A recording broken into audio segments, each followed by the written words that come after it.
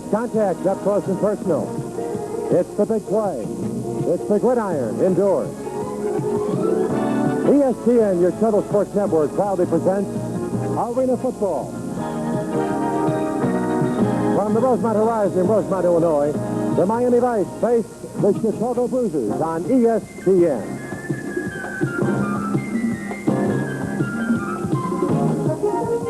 How you doing, everybody? I'm Chet Coppock. 55 years ago here in Chicago, Illinois, pro football's greatest pioneer, the Papa Bear, George S. Hallis, presented indoor football when his Chicago Bears beat the Portsmouth Spartans by a score of 9-0.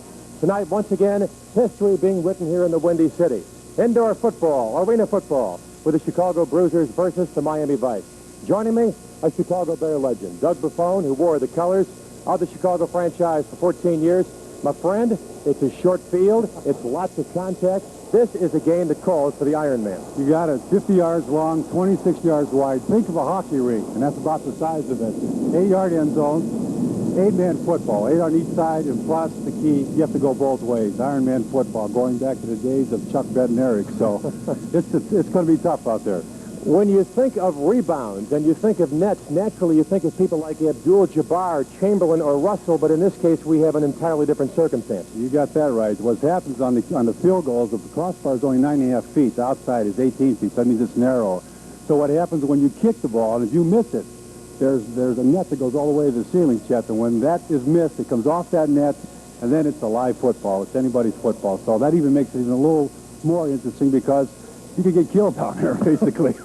What we are talking about essentially is this: lots of scoring. It's a north-south football game. You will not see your athletes run wild, and you will never see a punt in arena football. Never. It's always field goals, and like I said, you have to put a return on, or else they're going to have to play it one way or another. But again, too, you may see some long field goals, but we're only talking about hitting 9.5 feet, so it's narrow. That's not the 18 feet outside, so it's going to be interesting. Also, the only other twist in the game is if you can drop kick.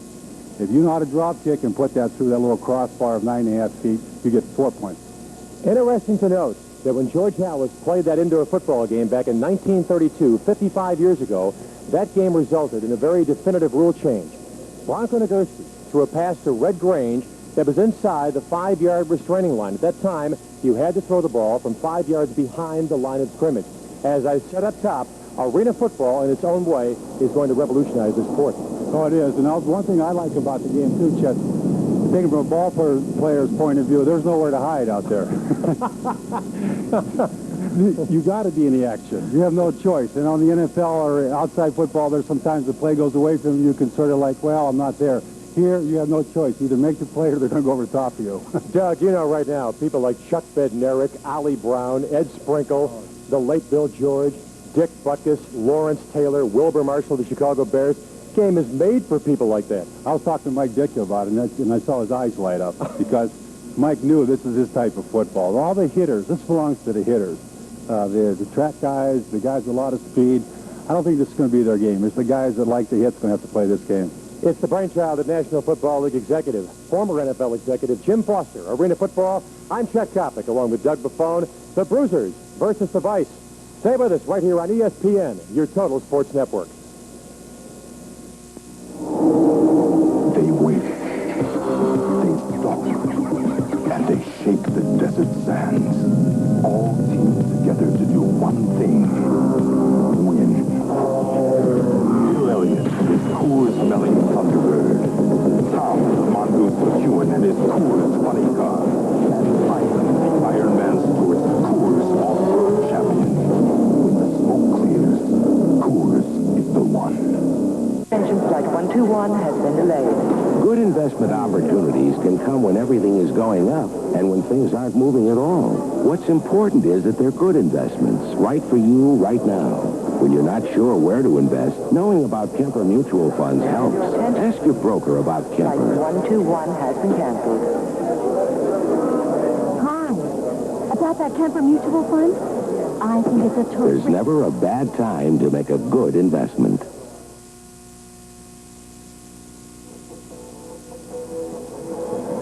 Back at the Rosemont Horizon, I'm Chet Coppock along with Doug Buffone. A brand new era, a brand new concept.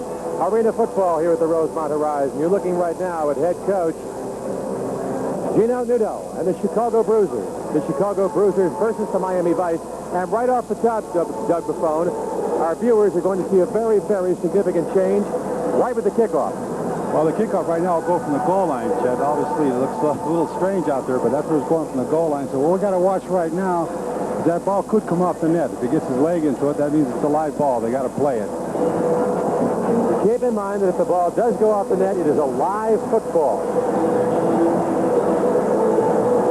The net extending 30 feet high here in the Rosemont Horizon. You note how slim those goalposts are. Approximately 9 feet wide, or half the size of conventional National Football League goalposts. Arena football. The Miami Vice will kick off. Mills Lindskog to kick off for the Vice. Now, this gentleman is also a rarity, as you'll find out later, because he is a soccer-style drop kicker. As Doug mentioned up top during our pregame warm-up, a drop kick is worth 4 points under the arena football concept. And with those goalposts, Chet, is 9.5 feet wide and compared to outdoor foot 18 feet. That's a pretty tough kick. Back deep for the Bruisers for Chicago, number 7, Durell Taylor, and number 26, Leroy Torrance. We are set to go with arena football, 15-minute running quarters here in the Rosemont Horizon. A brand new concept, a brand new era. The brainchild of former National Football League executive Jim Foster, undergoing its baptism this evening. Ball taken by Taylor, 6 yards deep in the end zone. And he's brought down to the 10-yard line. Ed Zeman, number 30, a defensive back who will also work as a running back, 6'1", 195 out of Fort Lewis College, came up to make the stop. First down, 10 yards to go for Chicago. The ball placed at the 11-yard line. Look right now at the Miami defense. Big number 79 up front for Miami is John McGarry, 270-pounder, 6'6", played at St. Joseph's College. Doug, of course, teams have the option of operating with 3 or 4 men as down linemen. Exactly. But now the Chicago's coming out with 3 down linemen and 1 tight end. And they go with inside trap plays. You don't see a lot of trap plays because of the football. Brett Wilson was the ball carrier on our first play from scrimmage. Wilson, number 42, played his college football for Mike White and Fighting Illini. 6 feet, 215 pounds. Let's take a look at second time. This is Redder come off the trap play. All the defenders are blocked down, gets through. This is horrible. What happens here is a lot of power running because there's not enough ball players to block the 8 men. The quarterback for Chicago is Larry Arrico. He's a 4-year veteran of the minor league battlefield as we look right now at the Miami side. Miami Vice against the Chicago Bruisers. Second down, about 7 yards to go for Chicago. The quarterback, Larry Arrico. And once again, they try to middle. Joe Haynes, the ball carrier Joe, a little guy, 5'8", 225 pounds. Gets about 2 yards. Joe's a steamballer. He's only 5'8", 4'20". I'll tell you what, he's very strong. So he's got those strong legs. It's a perfect game for him. 5'8", 240 reminds me of Toller. Reminds me of Toller at Bowling back in the 60s, the bowling ball. So that would leave the Chicago Bruisers to a third down situation. Third down, 3 yards to go. The ball at the Chicago 17-yard line. The midfield stripe under the Arena Football League concept, the 25-yard line. There will be no punting on fourth down.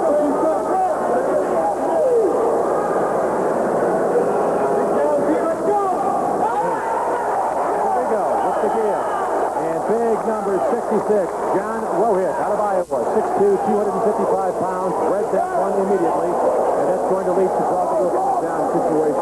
See Big Joe come off the line this time, just need him right on him, right on the deck. He had no chance that time. Fred Wilson wished he was home on that play. We'll continue with Arena Football on ESPN in a moment.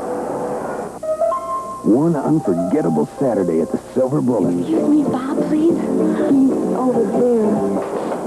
Door's right, Lou. Congratulations, Bob. You finally got a job. We'd like for you and your spouse to please move out of the house. Good luck, love, Mom and Dad. Hey, she's not bad. And he's not Bob. There's no slowing down with the Silver Bullet tonight.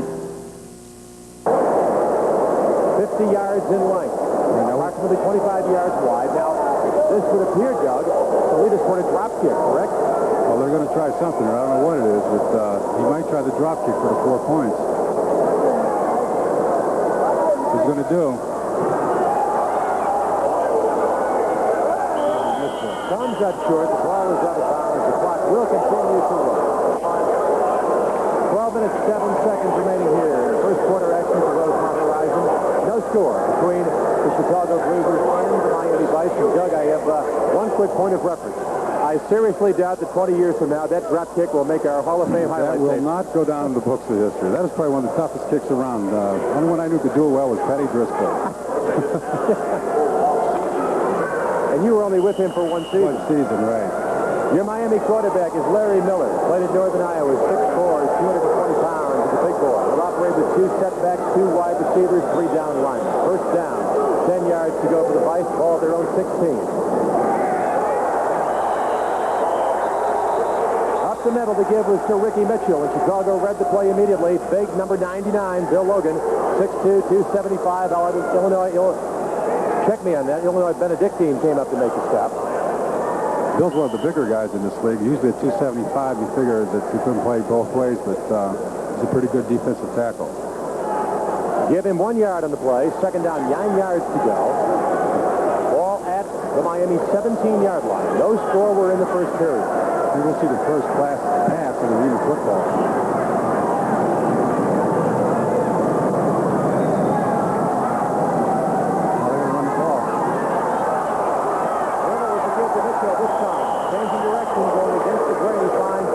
Of about 4 yards on the play. Milton Wright came up to make the stop.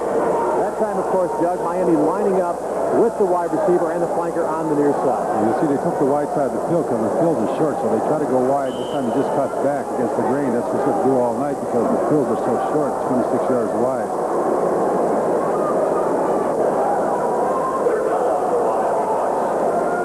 Third down, they're a passing situation now for Miami.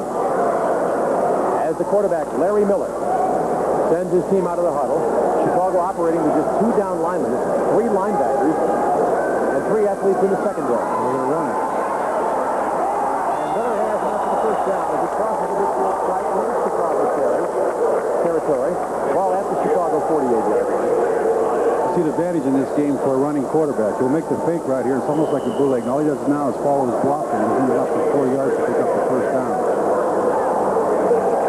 So once again, history is made. Our first down in Arena Football League competition. Ball now at the Chicago 23-yard line. You won't see any sliding by quarterbacks in this league. If they slide, they're going to wind up on the Kennedy Expressway. No sliding allowed.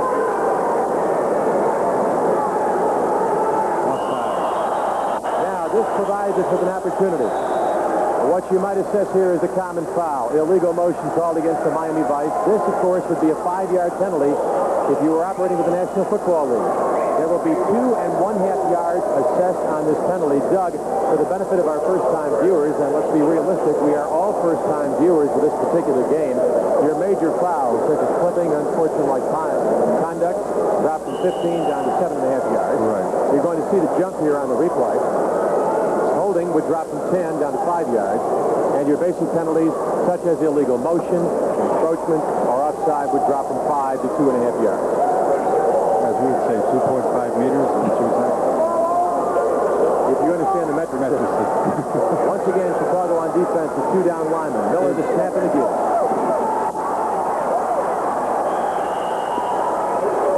Mitchell, once again, the ball carrier, a gain of about 2 yards on the play. You are going to see primarily north-south running. East-west football, Doug, would not appear to be the answer in this type of concept. You can't go east-west too much unless you have the wide side of the field, and also if you use the quarterback. In other words, use the quarterback as a runner and use the lead blocker because he's the extra guy. I'm kind of surprised they haven't gone to the area yet, and I'm looking for maybe Miller to make the first pass right now. It's very difficult to throw into those seams in a short field. Miller, by the way, was an all-conference quarterback during his junior and senior year. Northern Iowa. Third down, 10 yards to go. 8 minutes plus left in the first period. Once to play. And it's a live football. Let's make note that that ball came off the rebound net. It is a live football. It could have been intercepted by Chicago. It could have been a valid reception by the Miami Vice. Right, exactly. Once that ball comes off that net, anyone can play it. So either ends up with an interception, incomplete pass. We'll watch him here on the replay here. The rollout. I think it's just a plain play. You saw what happened. He just fired up into that net, and hopefully somebody could take the rebound. Doug, you look at a play like this, and a coach has to think, let me have a ball player who's about 6'9", who can jump like Michael Jordan, and I'll utilize the guy for Hail Marys in the fourth period and just throw the ball off the The net. only problem with that, Chet, he has to play defense. I don't know if you're going to put him. All right, third down, 10 yards to go. Once again, quarterback Larry Miller facing a passing situation. Facing a Chicago defense playing a 2-3-3. Miller, the straight drop. Incomplete, intended for Terry Judkins from Central State, 6'2", 190, a wide receiver who also played defensive back. Fourth down situation. The question now, will Miami try for 3 or will they drop kick for 4 as we catch it the second time on the replay? We'll see Miller try to fire that ball in that traffic, and I'll tell you what, he almost makes a great catch on the play. Doug, what would you do here? Right here, field goal. You wouldn't try to put the game away with 4 points? 4 points. And I told you, this Petty Driscoll. Other than that, I wouldn't try it. Nils Linsgood of Illinois Wesleyan will attempt the field goal, a distance of 39 yards. It's up, it's got the distance. Wow, the player. That ball's wide. He's got to get out of there. Ball is live, finally. Possession is established by Durell Taylor. We'll continue with Arena Football in a moment on ESPN. Okay. This is Bill Elliott and the Coors Racing Team. Now, you might think we're sitting around here talking about hard work, determination, the winning edge, and all the skill it takes to make a great racing team and a great beer. Nah, we're talking about fast cars, pretty women, and easy drinking Coors, but not necessarily in that order. And here it is once again, the rebound net making its presence felt. I thought this ball was going to go through, but it says only 9.5 feet, but just off to the left. Now that ball's wide, so they have to pick it up. Somebody's got to get a hold of it. Setback to McKelvin, 42. Haynes, 44. Arico, downfield. Intercepted by number 5, Terry Judkins. On the deflection, Judkins out of Central State comes up with a pick off. Our first turnover gives Miami possession deep in Chicago territory. You know, Terry, the last play, remember, he almost made that great catch offensively. He dropped the football. He's a wide receiver. Came back defense team, made a nice catch. As I mentioned, of course, the clock continues to move. There is no stoppage of play. Teams have 25 seconds following the play to return the ball to action. 8 men per side. Miami. Operating with 3 down linemen. With a slot back, a wide receiver, and 2 setbacks. Chicago when he plays college football for Hayden Fry at Iowa. Takes the ball down inside the Chicago 10-yard line, close to the 9. A gain of about 7 yards on the play. We'll see this play. Actually, it's Ricky Mitchell. Eddie Phillips made the lead block on it. Ricky Mitchell comes back, makes a nice cut. See how small he is and quick he is, and that's what he needs inside to get away from those big linebackers.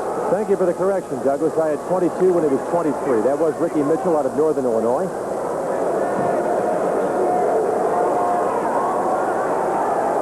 Second down, about 3 yards to go. Ball inside the Chicago 10-yard line. This time it is Eddie Phillips. Phillips on his feet. Gets back just about the line of scrimmage. Might have a little bit of yardage on the play, but it will set up a second down situation. I'll make that a third down situation, about 3 yards to go for the Miami Vice. This is where it gets tough down here, Chet, especially with the short yardage and outdoor football. We'll see right here how tough it is. They're coming right inside. You just have a lot of power football down there. There's nothing else you can do. Eddie Phillips does everything he can and finally just steps out of bounds. Doug, additionally, you've now got the short end zone to contend with. You have an 8-yard end zone and a narrow field. How do you generate the passing attack down this close? It's very difficult. You have to do play-action plays, and that's the best way to do it is get those linebackers to come out. Here's the quarterback draw. Miller on the quarterback draw, and he has a first down. There's all the fight now. As we have an altercation. Albeit brief. Harris, number 70 for Chicago. Big number 79, McGarry for St. Joe's. A 270-pounder for the Miami Vice.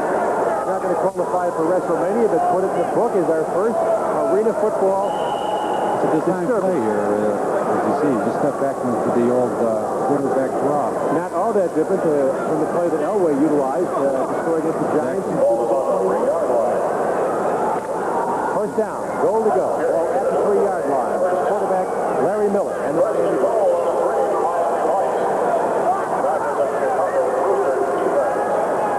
Ellebrack in the slot with 2 setbacks. Gibbs. Here's the throw. Down to the goal line. And he's in for the touchdown. Miami breaks the ice at the Rosemont Horizon. They grab a 6-0 lead on the Chicago Bruisers with 3:39 left in the first period. So he had it close that time. A nice power run to the wide side of the field in position. And we'll see right here in the replay. Again, all that he's doing is falling that outside block. And he gets the outside on his back. And ready to the end zone. Eddie was all Big Ten, All-American during his senior year with Hayden Fry and the Hawkeyes. Drafted out of Iowa by the Atlanta Falcons. Also spent time with the Chicago Bears. Played his high school football at Chicago Stimmy, where he was a prep All-American. Still lives in Chicago. Now, of course, option time for the Miami Vice. They can go with the traditional point after for 1. They can run or pass for 2, or they can drop kick Buffone for 2 points. That's what I think he's trying to do. Mills wins good. I was doing the same. Mills is in trouble. And Mills is the smartest thing he could do. Mills, who will never qualify for the coveted Jesse Owens Award, shy of the goal line. He'll know what to do with the ball. He got rid of it. This is unbelievable. He wasn't a drop kick, and all of a sudden he saw the opening. And Mills wasn't about to lower his shoulder. So he tried the old Indian trick and just sliding it. Mills, who, by the way, is absolutely no relation to Bronco. What the heck with this? It's a long night. It's a long game. It's only 2 points. We can make up the difference. We'll continue with Arena Football in a moment on ESPN. The Coors Light Silver Bullet. It's the world's smallest jet, and when it takes to the sky, nothing's gonna slow it down.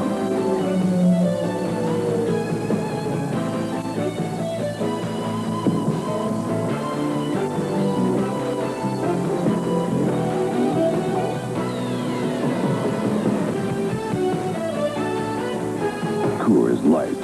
There's no slowing down with a silver bullet. Coors Light beer. Good investment opportunities can come in all economic climates, rain or shine.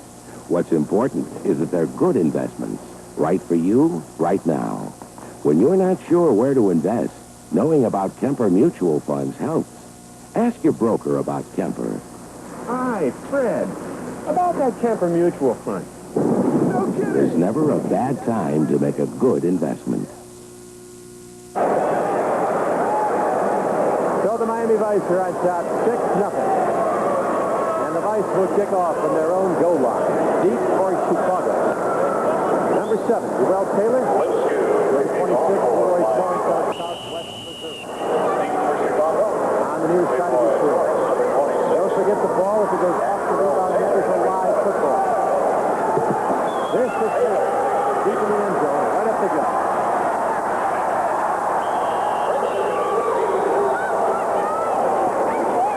Runs it out to the 20-yard line before John Fago, a 205-pounder out of Joliet Junior College, came up to make a stop. First down, 10 yards to go. Ironically, the ball just 10 yards shy of midfield for head coach Gino Nudo and the Chicago Bruisers. Clock continues to move. 3:25 left in the first period of play. Miami on top 6-0. They'll operate defensively with 2 down linemen, 4 linemen, and 2 defensive backs.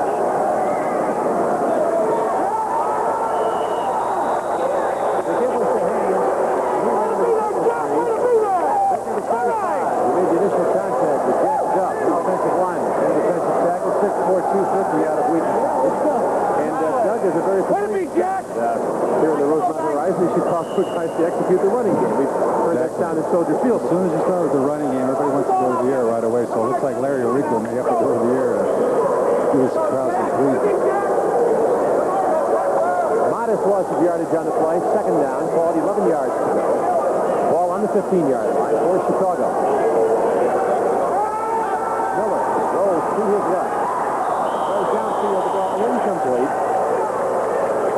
He was aiming for number 88, Steve Finch, 6 feet 200 out of Elmhurst College. So that will move us to third down. Third down, 11 yards to go for Chicago.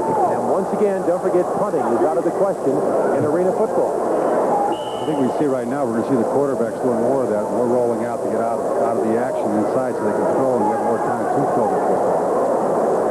And maybe now they have more of an option too. Now, I think what's going to happen as this game progresses, we see the quarterbacks start running the football more. Rico with 2 setbacks, 4 down linemen, and 1 wide receiver. And the pass is complete. The reception turned in by Steve Finch, and that's good enough for first down yardage. And it'll move Chicago into Miami territory. We'll see Steve Finch on this. He's one of the great football players in this league. Was with the Bears. Was the last cut with the Chicago Bears. He's a great wide receiver. Has good out maneuvers. That ball is the perfect timing. You saw Steve keep that 1 foot in bounds. Pick up some good yardage. I like the way Rico planted the left foot. Let the ball go right off the ear. Put it on the numbers. Larry also spent some time in the training camp with the Bears, but they said he was too short. At 5'10"? Did Flutie there? No, he couldn't tell Flutie there. First and 10 for Chicago. Ball at the Miami 21-yard line. The Vise on top 6-0. With 1 minute remaining here in the first period of play. On the misdirection. And Wilson has about 3 or 4 yards over the left side. Dennis Hickey, a defensive lineman, playing along the line of scrimmage. 6'1", 240 out of Graceland College. Came up to make the stop. Brett, on this play, if we can pick it up here in the replay, all it is a misdirection. They come to the left, and Brett just goes to the wide side of the field by himself and uses his power to pick up 4 yards. Each side allowed 18 players on the active roster. Second down, 5 yards to go for Chicago. Slight problem on the handoff. To give once again to Brett Wilson. Hickey on the stop is Rico, and Wilson has difficult time getting their signals correct. Little gain, if any, on the play. That'll bring up a third down situation. Again, too, those quick hitters are going to be tough. Once they get by that secondary, though, into the linebackers, they can see to pick up 5 or 6 yards. You see the quarter ending, Chet, and how quick that was. So that wraps up our first period of play. Indoor football, arena football on ESPN.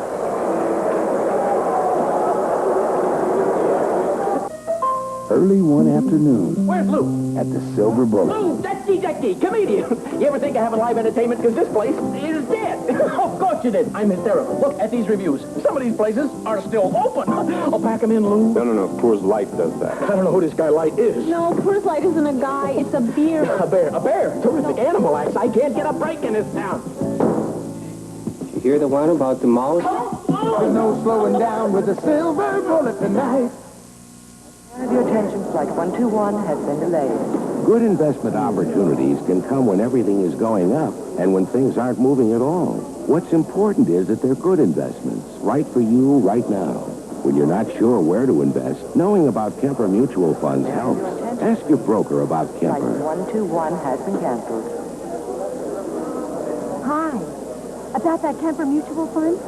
I think it's a terrific... There's never a bad time to make a good investment. Along with former Chicago Bear linebacker Doug Buffone, a man who played 14 years in the colors of the Halisman, I'm Chet Coppock at the Rosemont Horizon. Period number 2 set to commence as we look at the one and only scoring play from our first period. The Miami Vice with the football. Doug, pick it up. It's Eddie Phillips this time just on the sweep, and you can see that the blocking wasn't all there, but he just used his power in the last yard or two to get across to the goal line and score 6 points. The extra point after that was missed from Neil Lundstrom. The extra point after that was petitioned by Saturday Night Live for use as their lead. Doug, point you brought up right before the close of the first quarter. If you can run the ball inside, if you can make something transpire inside and get past the line of scrimmage, then in classic Lombardi fashion, you can run to daylight. Then you have a chance. Then there's power running. But the point is getting past that line, which is very difficult. You can see these linebackers playing in tight. Chicago down by 6. A big third down play right now for the Bruisers. This is Rico with a 6-step drop. And he'll tuck it away and run. Rico inside the Miami 5 Excellent effort turned in by Larry Arrico, 5'10", 190 out of Elmhurst College. That's going to be a big plus. We'll see the replay here. The quarterback in this league is going to have to run the football. There isn't any question about it. You can see everyone's covered downfield. He's looking around, steps to the side. Larry this time sees what's happening. Now he's going to take off with that football. He picks up the good yardage he needs to come up with the first down. See another angle, same thing. But I'll tell you what, I said before, sliding is out. You can see the quarterback in this league have to be a runner and a passer at the same time. That kid, Doug, has not got bad footwork. He's got pretty quick feet. First down, goal to go for Chicago. Ball to Miami 4. Down the right side, Joe Haynes, 225 pounds out of Northeastern, 5'8", is met by John Rohick, a 255-pounder out of Iowa. No gain on the play. Second down, goal to go for Chicago. The Miami defense, don't forget, this is Iron Man football. They're going both ways. You've got to believe, Doug, those 260-pounders up front, for example, are going to lose some weight. Oh, they will. Ball game like this. Matter of fact, Tom Thayer, the outstanding guard for the Chicago Bears, told me he thought that a 270-pound or 80-pound athlete could not play in this kind of league. He won't. And right now, this is the first time the game has been played. You'll see later as the guys get in better condition. You can find guys around 250. I think that's a top line. We're early in period number 2. Chicago with its first legitimate scoring opportunity. This is Arrigo. Throwing incomplete. Arrigo incomplete. He was looking downfield for number 80, Al Jeffers. The ball was deflected, as you'll see on the replay. You see Larry do a naked boot there here. He thought he might be able to run it, but there's the Miami team closed him in twice, so he had a touchdown, really. Eddie Zeman was the defensive back for Miami who batted the ball down. Zeman is 6'1", 195 out of Fort Lewis College. If you run up and down these rosters, you'd be amazed how many of these athletes have spent time in National Football League camps or USFL camps. How many of these athletes are just an inch away or maybe a tenth of a second slow. Are missing just one ingredient. There it is. We have Chicago behind the ball. Arrigo pushing the catch by Brett Wilson. Chicago has tied the ball game up at 6 here in the Rosemont Horizon. Again, too, that's what you have to do down there, to play action play. Let's see if we can see the replay on it. All Larry does is look off the wide receiver and goes right to the back. Brett coming out of the backfield makes the catch, and he's in. Situationary foul, Doug, where you had 3 Chicago offensive linemen blocking 2 Miami down linemen. Well, what giving happened? Arrigo plenty of time. Exactly. See the pick here. He's man for man on him. He can't break through the pick. Of course, then Brett Wilson scores. Arrigo will hold. Number 24 is Todd Cox, who will attempt the point after.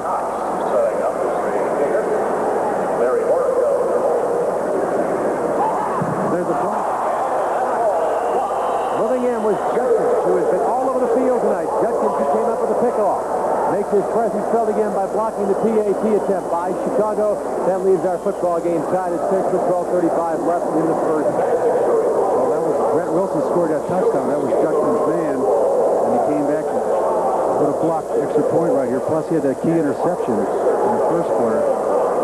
Doug, I've got to believe that when Coach Gino Nudo goes back and examines the game film, he might just find a flaw to block Judkins to block that PAT.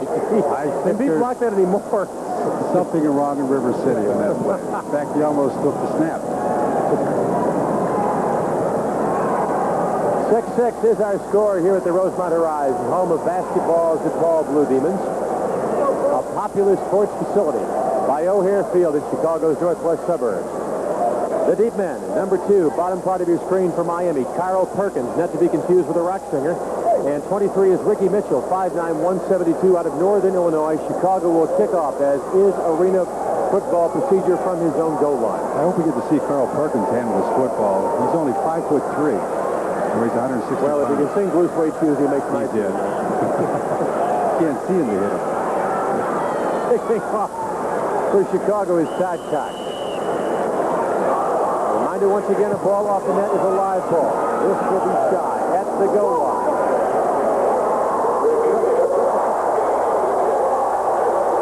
Check me on that. Mitchell with the football, and we have a flag down.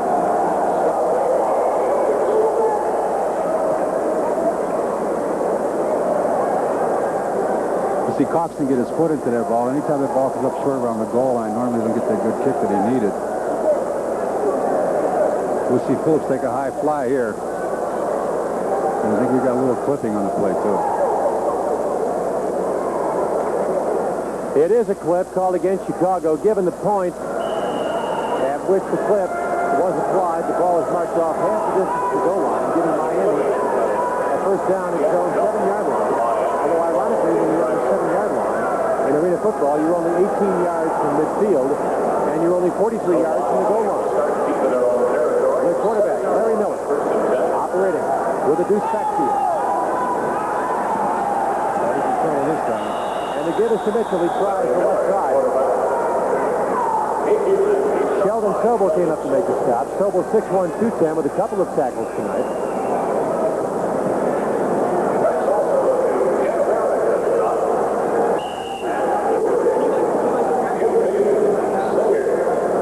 I love those quarterbacks to stretch himself out. Second down, 10 yards to go for Miami. 11:35 left in the second period.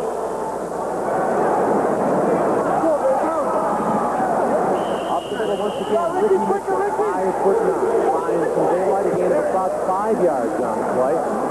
Schlinger with a stop for Chicago. Ball game tied at 6. Bruisers, both coming up with touchdowns. Both clubs unsuccessful with PATs. Doug, the man looks to me like he might have been working a little bit. He's got that sweat out there, I'll tell you. Third down play. Third down, 6 yards to go. Ball spotted at the 10-yard line. Come on, Mark. Miller calling out the signal. And he'll barely get back to the line of scrimmage. That will set Miami up for a fourth down play. Milton Wright was the man who made the initial stop. So now, of course, Miami has the option. They can go with a traditional field goal attempt. They can, if they wish, try the drop kick over a 4-point effort. And I have an idea, Doug, we might just see a drop kick in this situation. I don't think so after the last one, do you, Chet? Well, you don't want to leave the man's spirit broken, Doug. You want to give him another shot?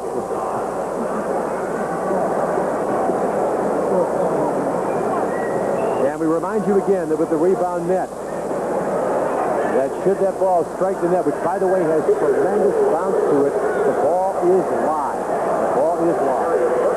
Apparently, we'll see a traditional field goal. This will be a 53-yard attempt. Oh, you're going to get the outside. Chicago advances the ball up beyond the 20-yard line, where Chicago will take over possession. McGarry with a stop. A poor field goal try by Miami provides Chicago with excellent field position. He doesn't get into the ball at all right here. And, of course, this really hurts you in this game. When you come up short like that, you'll see Taylor take that ball on the run and almost potentially break it for a touchdown. He gets one more block on the outside. Doug, it looked to me like he was out of sync on that field goal try, as if he came up short on the ball and the leg didn't have the real follow-through you'd want. He didn't get everything into it, right? First and 10 for Chicago. Rico continues the quarterback, operating with a single setback.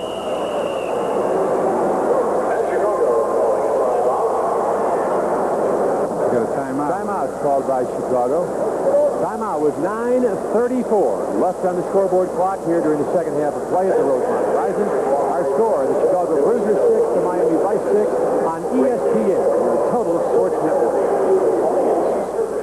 One memorable night. Thanks, Rob. At the Silver Bullet. Hey, you're John Adams, right? Yes. 1 Coors Light, please. Would you believe 2 Coors Lights? Great. Ring, ring. Hello? It's for you, Don. Terrific. Thanks. Mind if I join you? Mind if I pour? Not at all. Missed it by that much. No slowing down with the Silver Bullet tonight. Just did. Sunny and warm, high in the mid-70s. Good investment opportunities can come in all economic climates, rain or shine. What's important is that they're good investments, right for you, right now. When you're not sure where to invest, knowing about Kemper Mutual Funds helps. Ask your broker about Kemper. Hi, Fred. About that Kemper Mutual Fund. There's never a bad time to make a good investment. Back at the Rosemont Horizon, I'm Chet Coppock along with Doug Buffone, the former Chicago Bear. Our score, the Chicago Bruisers 6, the Miami Vice 6. Debut time for arena football here in the Windy City. See the card right here, Chet? The old shuffle play. They got the card, they brought it in. You guys haven't been practicing that long together. Just so long as it's not a parlay card. That's the only thing I worry about. This is the best one. Larry is from his wife, so he's bringing home milk. But they got that in there now, and it's kind of tough, practicing. Don't do practicing about it. Dear Larry, your mother came 500 miles for this game. Please put some points on the board. Score. Rico with Joe Haynes as the setback. Off the play fake. Under pressure. He wanted out Jefferson once again. Larry Judkins has been field tonight. The wide receiver defensive back, 6'2", 190 out of Central State. We'll see. We'll watch Larry Rico do all the scrambling back there. And this is what you have to do. You have to get some room. You have to move around. You loose. And right here he fires a football, but I thought Terry Judkins had the interception. Made a nice play, stepped in front of the receiver, and almost picked it off. Doug, off of what I've seen so far right now, I want to know why Terry Judkins doesn't play for the New York Giants. Yeah. He's playing that free safety like he owns it. Second down, 10 yards to go. On the draw, number 44 with the football is Joe Haynes, 225 out of Northeastern. And we have a Miami player who is down. Attended to on the bench. What are we, near the end of the second quarter? Who was injured in the previous play. Go ahead. Why don't you, what we can try if you want, we can tape it up. Get out the rest. Have to do the pedicure. Chet, you played out that turf long enough. That beats up your toe. 8:18 left on the scoreboard clock. Second period action. Bruisers 6, Vise 6. A third down situation. Chicago 26 yards from the goal line. 7 yards away from the first down. Deuce backfield. On the give. It's Taylor.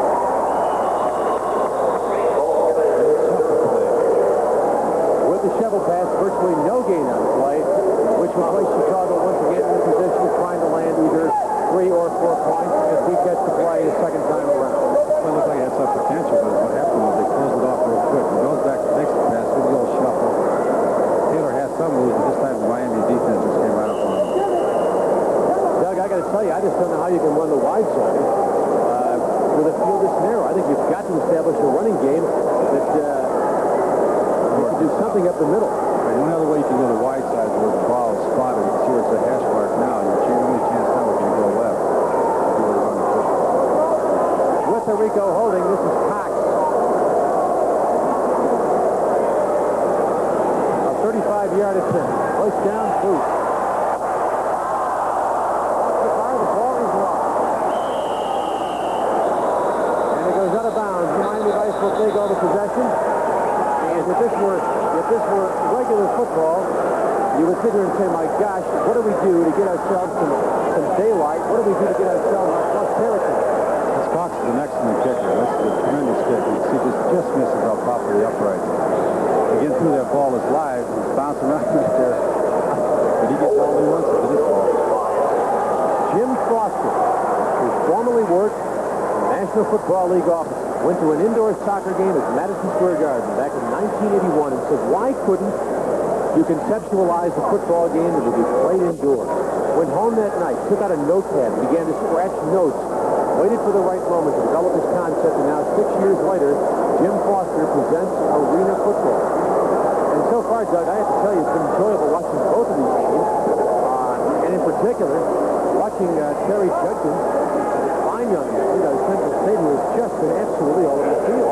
Playing that free safety very well. What's happening, Chad, as you can see, the game is moving quicker. We're already 7 minutes left in the halftime. That leaves 25 seconds to toss the ball. We have penalty call, so we have another kick at this. Fox getting another shot.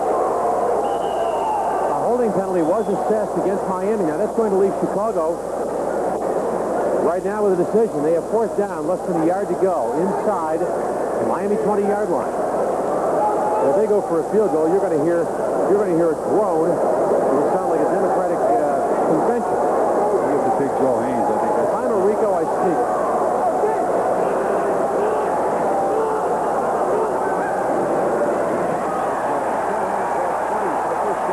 And more. A gain of 5 yards on the play.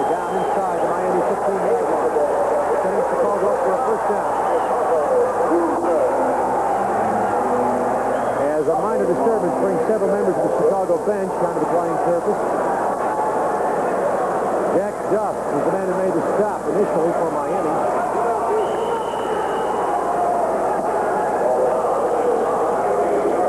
So a costly penalty for the Miami Vice gives Chicago an opportunity to capitalize on fourth down.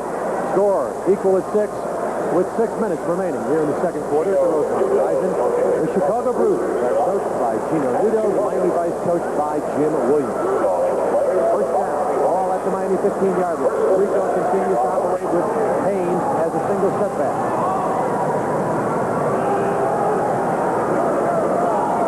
Haynes looking and tries the middle. Winnick with the initial contact. He looks bigger than he really is. 5'8", 225 pounds. He's got those big thighs. He's got that terrific upper body, though. He's got that low balance, as they say. Low finger brain. I'll tell you what, down here, though, he's going to need that. It's tough down the side.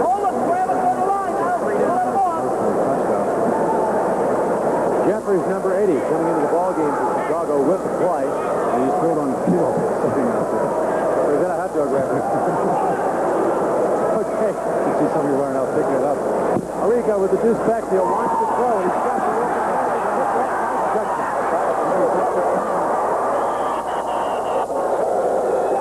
Terry Judkins playing the center field position. Playing the par excellence. Comes up with the pickoff to thwart an excellent Chicago scoring opportunity and give Miami possession. Miami with the football at its own 16-yard line. I had to tell you, Doug, Arrigo had the open man on this ball. He did. Watch Terry, though. Terry's playing back on him. Rico just flopped it up. Didn't go. He just overthrew him that time. He wanted to go to Finch. Boy, that Chuck to Vise, if we can get him in the screen. Big number 98. Down lineman. Bottom part of your screen. Listen to 275 pounds. He's got to be about 290. And he wants to throw. Got it north central. Miller connecting with Ellebrecht. Play might be good enough for first down yardage. As Miami advances the ball into Chicago territory. You know, let's say TK comes from all the way from the other side. TK also played in the Chicago Bear camp, played with the Bears for a while. This ball was just thrown a little bit soft, too, but TK had enough position on that defensive back to make that catch. Doug, interesting to note that Bill Tobin, the outstanding personnel director for the Chicago Bears, is attending this ball game tonight and told both of us. Very curious to find out about the talent in this league. Convinced they're ball players. Wearing uniforms tonight, we might find spots within the National Football League. Bill feels, like most people feel, that this may be a stepping ground through the NFL for a lot of players. It's a first down for Chicago. The ball inside the Miami 24-yard line. As Arrigo wants to throw again. And he's got his man. Pass is complete. Downfield. I think we have a holding play. We'll continue with Arena Football in a moment on ESPN. One unforgettable Saturday at the Silver Bullet. Excuse me, Bob, please. He's over there. Door's light, Lou. Congratulations, Bob. You finally got a job. We'd like for you and your spouse to please move out of the house. Good luck, love, Mom and Dad. Hey, she's not bad. And he's not Bob. They're so slowing down with the Silver Bullet tonight. With under 4 minutes left to play in the second quarter, you are utilizing running time. Not stop the clock. In Arena Football, a holding penalty moves the ball back to the Miami 21-yard line, where it will be first down and about 17 yards to go for the Vice. Chicago continuing with 2 down linemen on defense, 3 linebackers, 3 defensive backs. Miami operating with the deuce backfield. Miller, he has time. Going downfield, he has the open man with Donnie Vermiglia from Grand Valley State, 5'10", 172 pounds. The ball just overthrown by Miller as they continue to utilize the coverage on Miami. Good thing it can't rain inside. You see that ink dripping off that card? Of course, in the case of Donnie Vermiglia, we would only hope, Doug, that you can relate to this if the cards are written in Italian. Second down, 17 yards to go.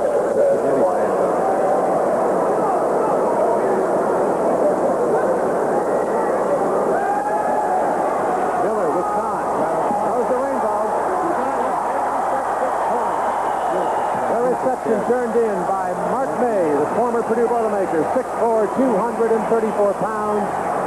The play covers. Well, they got a penalty down. 29 yards, and we have a flag down. And it's a holding penalty against Miami. We'll see it right here. Miller lays it up perfect. The holding must be against Tobias on Tobias, and he throws it up. Mark May makes an excellent catch in the end zone. There it is. Lays it right out. Great catch. You know, Doug, I like the fact that during this ball game we have seen both quarterbacks zing the ball when they've had to put it on the numbers, and in that case, with Miller throwing the football, excellent timing. He just lofted that ball and let his receiver run right underneath the football. I'm not going to the Pakistan. All right, PK, you're here. You're here. So 2 plays ago, Miami was in Chicago territory at the Bruisers' 24-yard line. Now the Vise move back to their own 16. Under pressure. Ball lofted downfield. Incomplete. The intended receiver, once again, Johnny Stramaglia. And Miller, the quarterback for Miami, has shown me something so far. The ability to stand back, look at the pressure. Even though that reception was not good, the pass itself was incomplete. I like the way this kid operates. Good mobility, good arm. He has shown me excellent quarterbacking skills so far. That's right. Not only throwing the ball, but you'll see he'll take off with the run it and lower his shoulder and try to pick up extra yardage. 1:43 left on the scoreboard clock. And you can look for Chicago now, Doug. I'm certain to go into a prevent-type defense. Miami in need of 22, make that possibly 23 yards for a first down. Miller, he's got time to throw. Dumps the ball off to Eddie Phillips.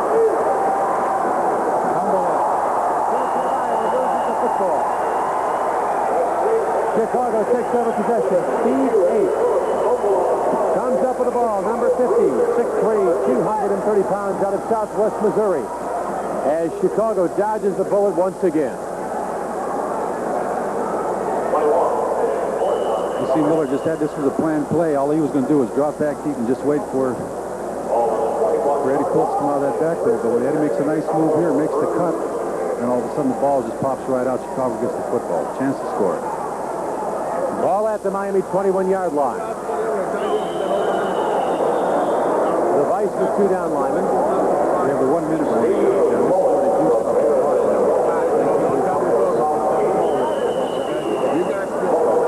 This is the only time in the course of your game action that you will see a stoppage, an incomplete pass, or an out-of-bounds play. As Arico goes back to pass number 12.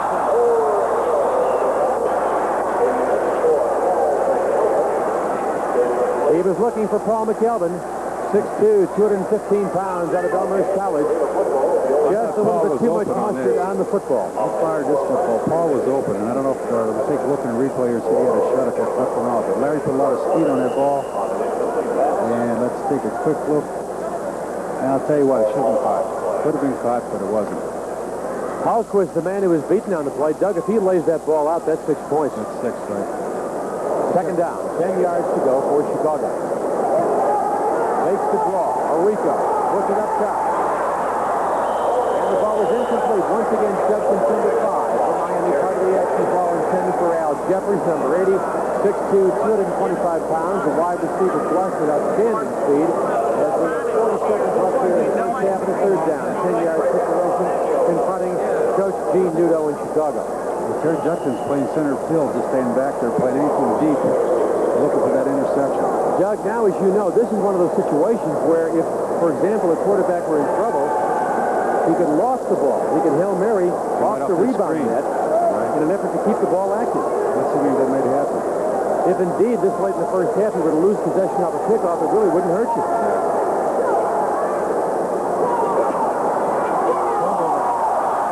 Miami's got the ball. Haynes coughed it up, and the ball was recovered by the Miami Vise. Once again, tempered player, but only mildly, on the carpet here at the Rosemont Horizon.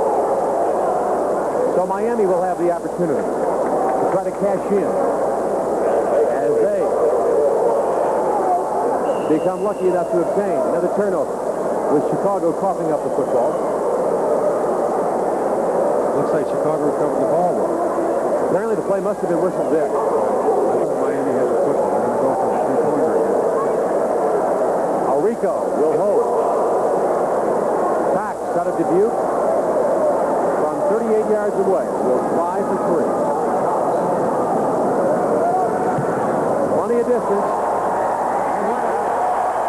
That's a great kick. I'll tell you, when you go inside that 9.5-foot field, that's a great kick. Now, mind you, that young man just drilled the ball 38 yards. We'll see the and he replay put it right over here. a bar that's 15 feet high, 5 as feet. opposed to 10 feet in the National Football League. Great kick. Right through. Doug, I'll tell you something. That's bullseye. He puts that one to bed if that's a 50-yard kick. Exactly. Well, with Cox is right now, Chet, he's I found him out in Iowa somewhere, and he came and played for a league down here, and we watched him. We got all the NFL scouts really looking at him because he's unbelievable. He can kick the football. I think that maybe the arena football may lose him this year because I think he's going to go up to the NFL. Doug, you've only got 5 seconds left now in the half. Even though you're close, would you do what I do? I would squib.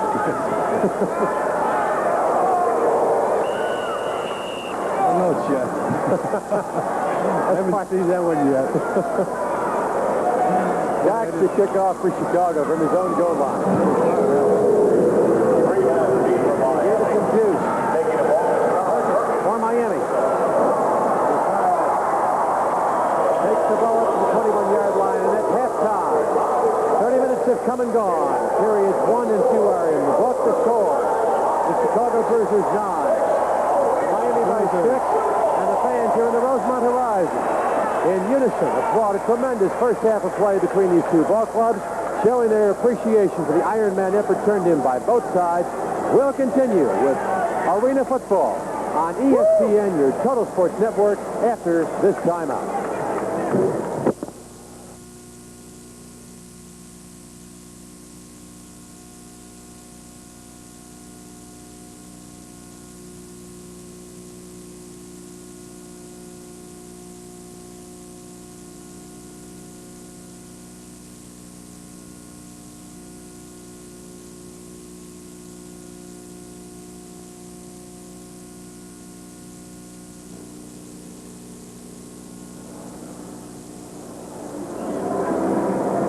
Miami Vice in the white shirt, Chicago Bruisers in the dark shirts. The blue coloration have returned to the surface here at the Rosemont Horizon as we get set for the second half of play of this arena football game between the Bruisers and the Miami Vice. Our score right now is Chicago 9, Miami 6. Doug Buffone, the Vice, were first to break the ice. Eddie Phillips this time on a sweep. You'll see him at the end here, just take it over himself, score the first touchdown. Phillips, of course, all Big Ten and all American during his playing days with Hayden Fry at Iowa. Now we'll see here Brett Wilson come out of the backfield. Rico just steps back, fires the football, and he's got a touchdown. And let's take note that both Miami and Chicago missed on PAT tries. And right before the break, Cox made good from 38 yards out, splitting the crossbar, which is just 9.5 feet wide, 15 feet high, with a three-point effort that I'm convinced would have been good from 50 yards. That's our margin of difference right now. 3 points. Miami Vice trailing the Chicago Bruisers by a score of 9-6. I'm Chet Coppock along with Doug Buffone. Hold number 55. The Chicago Bears, who wore those Chicago colors for 14 years. As we look at the Bruiser bench gathered around Coach Gene Nudell. The Bruisers with a number of Big Ten and Midwest athletes on their roster. Miami coach Jim Williams in session right now. Vice down by 3 points.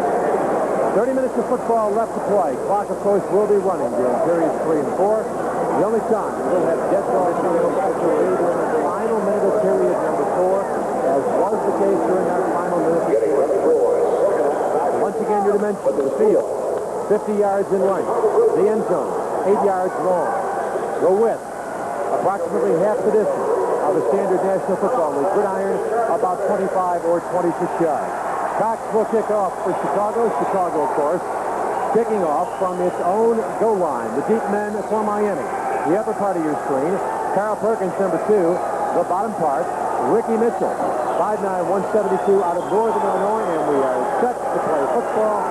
The second half of this arena concept here at the Rosemont Horizon, adjacent to O'Hare Field in Chicago, Illinois.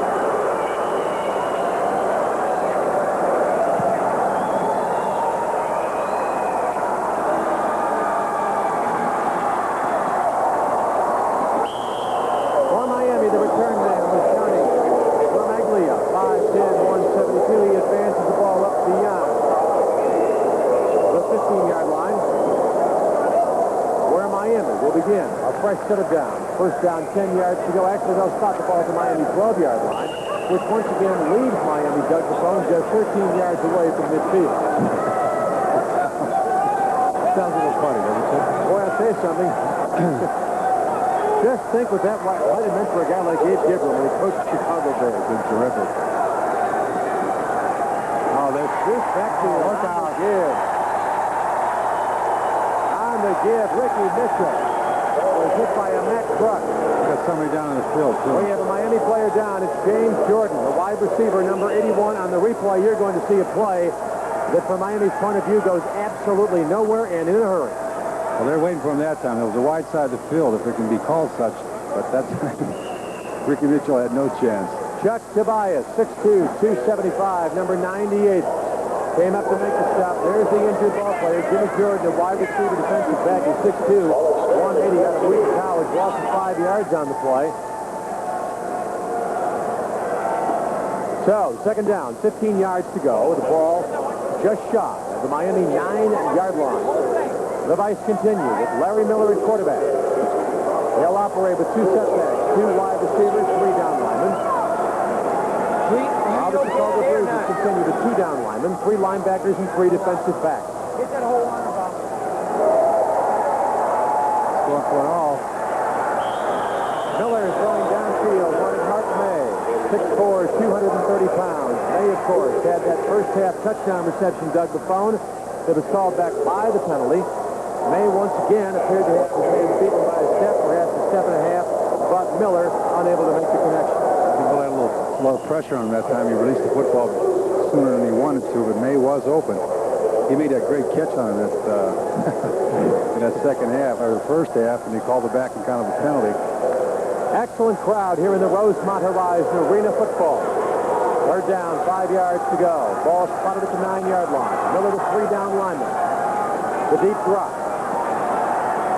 He's got him. He's got his man. The reception made by Tom Navasso. Navasso carries the ball deep into Chicago territory, just shy of the 10-yard line.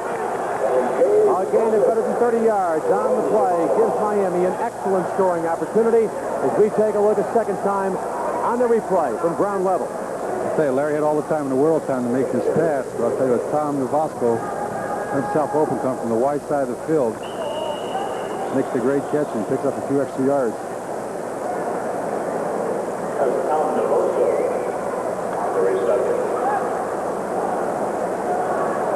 Larry Miller, the quarterback. All conferences junior and senior year at Northern Iowa. Wants it all. Throws downfield, the pass incomplete. He was looking in the direction of number 83, Stephen Thon. That might have been a situation, Doug Buffone, where your quarterback could have utilized the screen, the rebound net. I think the game is too new to him right now, Chet, to even think of that. You'll see him right here. He just threw this football away, but there are chances that he could just throw it against the screen. But the problem with that is, though, you just don't know where that ball's going to come off that screen.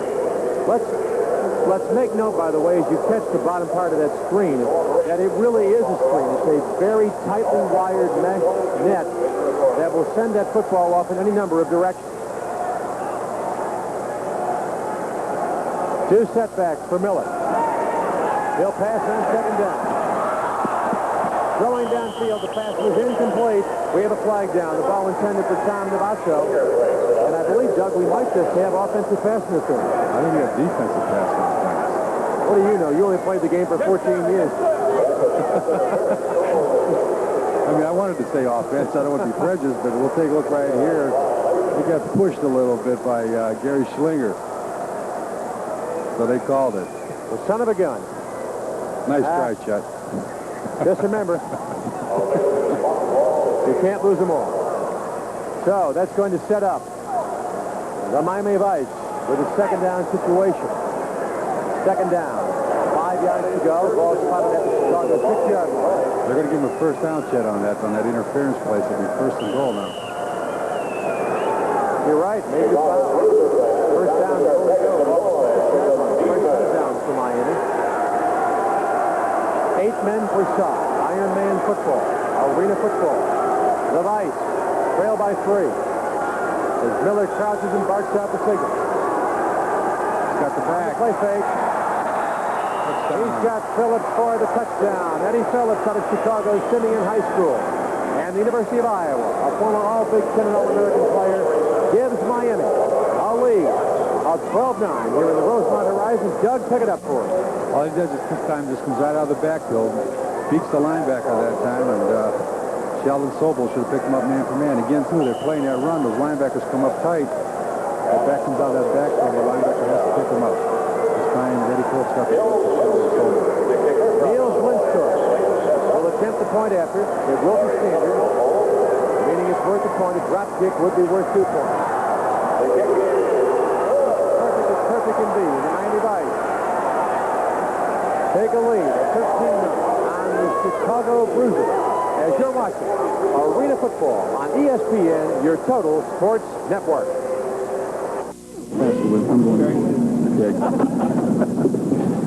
This is Bill Elliott and the Coors Racing Team. Now, you might think we're sitting around here talking about hard work, determination, the winning edge, and all the skill it takes to make a great racing team and a great beer. Nah, we're talking about fast cars, pretty women, and easy drinking Coors. But not necessarily in that order. Lynchburg will kick off for the Miami Vice. Deep for Chicago. Taylor, upper part of his screen. Lower part of his screen, current. Ball off the net, it's live. And it's a live football. That's the problem with that screen. And with no possession established, the Chicago Bruisers, Doug Buffone, get a major break. They will maintain the football. And once again, as you emphasize, that ball came off the screen. It is a live football, as you see the second time. I'll tell you why he puts his foot into this one. This goes off, so it's almost playing like a center field. You can see it can run off that screen. He goes to make the touchdown. Again, it's away. Oh, my gosh. What was it they said about the year 2000? There will be no pro sports. There'll only be rollerball. First down for the Chicago Bruisers. Brand new quarterback in the lineup, Craig Root, out of Elmhurst College. And again, with the show Haynes. Haynes finds some daylight on the right side, again about 4 yards, up to the Chicago 6-yard line. Travis with the stop. Travis out of Dubuque for the Miami Vice. That'll bring up a second down situation for Chicago. Second down, about 6 yards to go. Ball just outside the 5-yard line, but once again, you're only 20 yards from midfield, and you're only 45 yards from 6 points. I'm kind of surprised at the passing game. I thought the passing would be a little more difficult. It looks like to me, though, that the running games would be difficult to do in this game. Doug, tell me the truth. Tell me those uniforms don't look like the Dallas Cowboys. Oh, they do. And the guys in the white shirts don't look like the Iowa Hawkeyes. Similarities? Second down, 6 yards to go for Chicago. With the play play. Look out. You got it. Nice catch. Throws downfield to Chet made off the deflection by Paul McKelvin. The ball advanced into Miami territory. Good enough for a first down to sustain the Chicago drive as the Bruisers pick up a break. Pick up a break. A little playground action here. This is great. Up in the air. Great reaction, finding the football. No instant. And Doug, by the way, let's make note that Judkins, who had the first half interception and also blocked the PAT, is the man who deflects the pass in this situation. Almost made another one. Well, they have Judkins sitting back there, and he's just playing that football. First down, 10 yards to go for Chicago. Ball in Miami territory. Up the middle, this is Haynes. Seaman, number 30, who pushes Haynes out of bounds. Gain of 4 yards on the play. That'll spot the ball at approximately the Miami 20-yard line. Solid second down, 6 yards to go. The Bruisers, the home team. The Chicago Bruisers trail by 4. Miami by 13. Chicago 9 with 8:22 left to be played here in the third period at the Rosemont Horizon.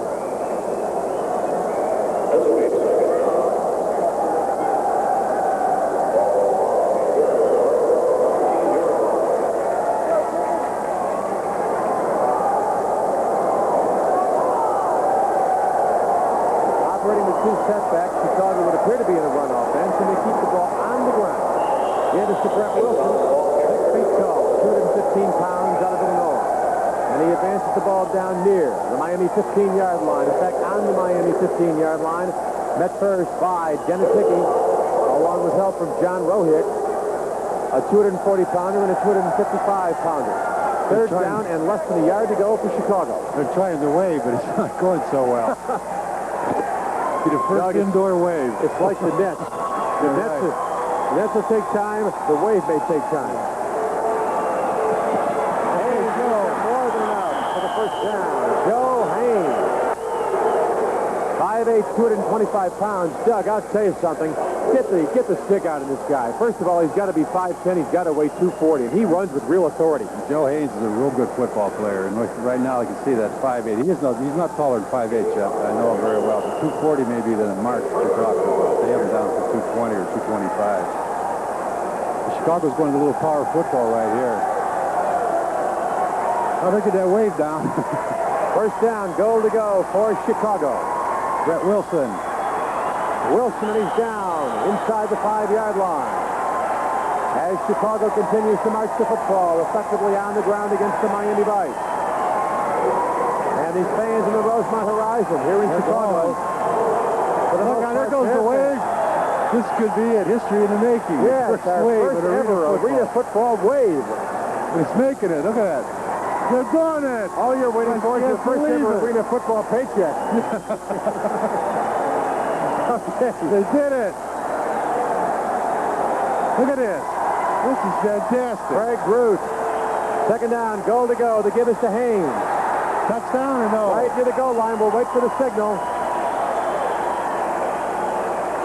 And they're going to mark the ball just shy of the goal line. That'll bring up a third down situation. Third down, less than a yard to go. Once again, excellent power running. Again, Joe Haynes and that power just, I thought he was in. Now he's short. Doug, good balance on that play. Kept the feet moving. 5'8", 240.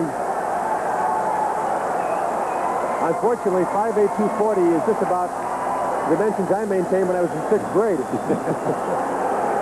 All right, if you're Cruz, you got to sneak it, right, Doug? That's right. I don't know. You're 6 feet, you're 200 pounds, take it yourself. Go with Big Joe. Hey, Big Joe. And Chicago is on the board. The Bruisers take the lead with just over 5 minutes left to play here in the Rosemont Horizon. And these fans here in Chicago love it as their home team takes the lead. Well, Big Joe this time coming off the left side. No one touches him. He dips inside. He takes outside, takes that speed. You can't handle him one-on-one in that kind of a tackle. All right, Doug, let me ask you a question. Would you go for the single point here and make it a 16-13 margin? Would you drop kick for 2 and force the Vice to have to come back and get a touchdown to regain the lead? I'll tell you, if you had a drop kicker, I'd go for the 2, but I said it's a very difficult kick. It's very tough to put this way straight through just this way. We have a flag down. Boy, I'll tell you something. There's no doubt about that one. Miami jumped, and if I'm Chicago, I would decline. Right.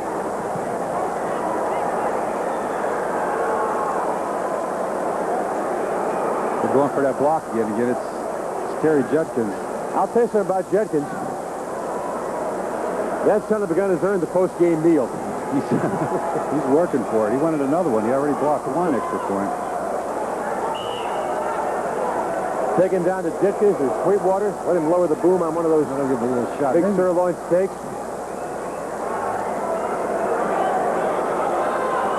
So we'll try it again with Rico. Hold it. Not Cox, the kicker out of Dubuque.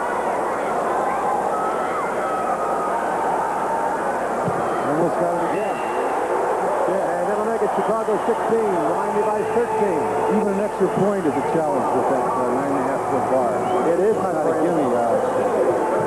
And with 5:19 left in the third period of play, Chicago regains the lead by 3 points with a successful PAT coming off the touchdown run by Haynes to make it the Bruisers 16 to Miami Vice 13. As you watch arena football on ESPN, your total sports network. When you talk to the experts from Coors about their beer, this is what happens. Now, this is great. Bob Foster here says that his special blend of hops is the one thing that gives Coors its character and its taste. The one thing. Darwin Davidson says it's his two-row barley. And Sun Lee claims it's his specially cultured yeast. It's great. Come on, guys. What is it? Barley. I love it. You want to know why Coors is the one? Teamwork.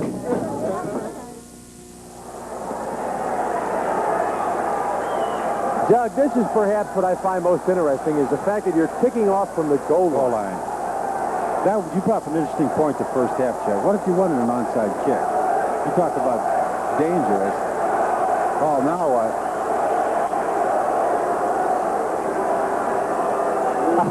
Let's mark that down as the first ever arena football crowd ejection. Yeah. Roll out. Boy, what a day of first this has been. And there you have him. He's gone.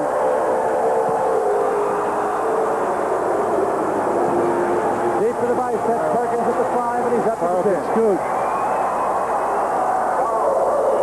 And Perkins with good footwork. Excellent balance and a quick feet. Advances the ball up near midfield, but in this case, of course, is the 25-yard line. Miami will take over the football. Bruisers off that touchdown run by Payne with a 3-point lead. Chicago 16, Vice 13. Ball spotted at the Miami 22-yard line, just 28 yards away from the goal line.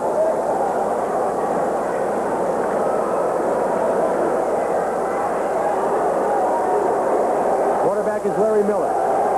He'll operate with Perkins in the backfield, along with Eddie Phillips. He sends Phillips out. Nice catch. Goes downfield. Excellent catch by T.K. Ellebrecht out of North Central. He had him, he just lost it. Doug, let's take note. We have our first ever Taste Great, less filling commercial here at the Rosemont Horizon. Oh, nice effort by Ellebrecht. Yeah, he stretched out for it. He has great hands. And mind you, as Doug Buffone can tell you, in this league, you require just 1 foot inbounds for a valid reception. Second down, 10 yards to go for Miami. 4:14 left in the period. Quick draw. And Miller, who had good success with the quarterback draw in the first half, utilizes the same play here in the third period. A gain of approximately 7 yards on the play. A design play. The quarterback draws, you catch it again, up close and personal. It's a good call to get away with it, and they got a durable quarterback to get away with it. And obviously in this league, the arena quarterback's going to have to be the guy that can do that and not slide.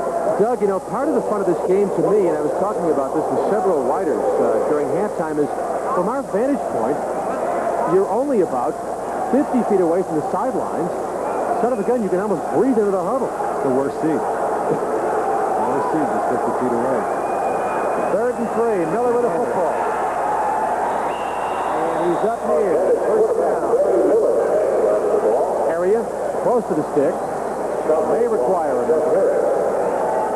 Miller trying the right side. As the clock continues to tick, it'll move inexorably until we move to that final minute of the fourth period, but it will stop on every out-of-bounds play or every incomplete pass. Carfanini made the stop for Chicago. 4th down, a yard to go. Referee's not very charitable about that, Doug. I thought he had more forward progress. I guess you get stingy on a short field. Well, they want to earn their salary. Yeah. Quarterback sneak. I don't think he got it yet. Miller tries a sneak on 4th down, and if he did not get it, Chicago's going to have tremendous field position. I don't think he got it. And Chicago's offensive unit is already moving toward the middle of the field. I think he's short. He is short. They stuffed him up the middle.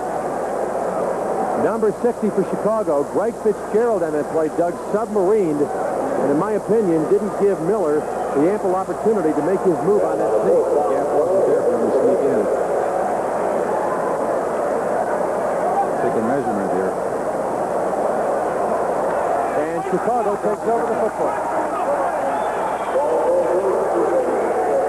Different styles of playing, but Chicago running the more power football.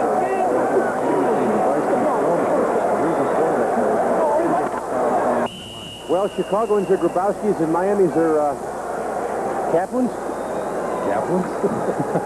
Smith? No. It's easy for you to say.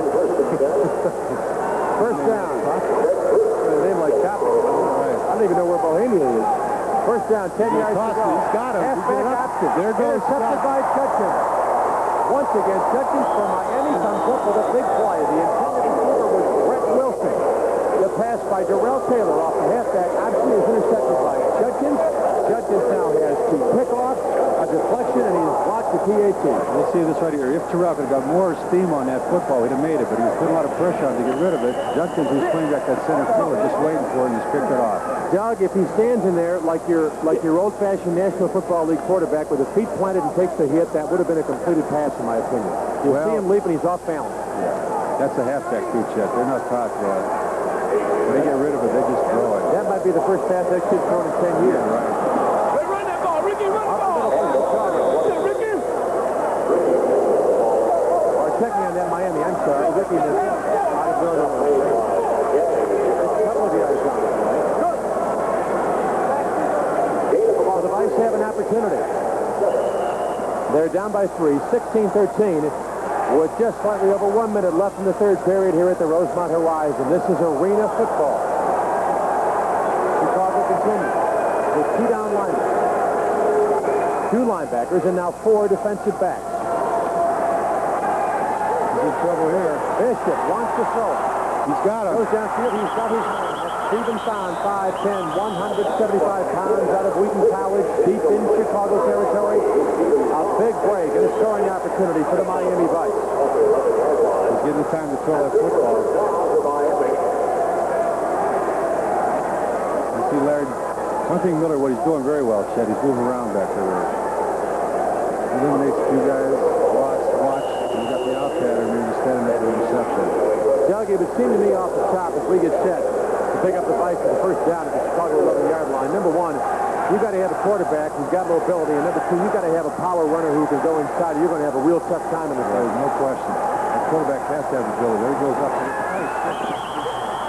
Excellent catch by Allen. Oh, no. Oh, we're taking a look at it a second time. There he is. Thought he had the touchdown.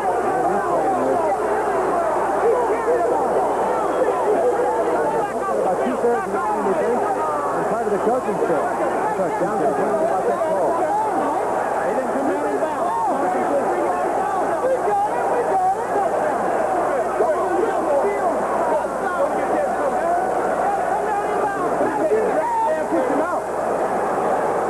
Quarterback is Keith Bishop, 6'4", 190.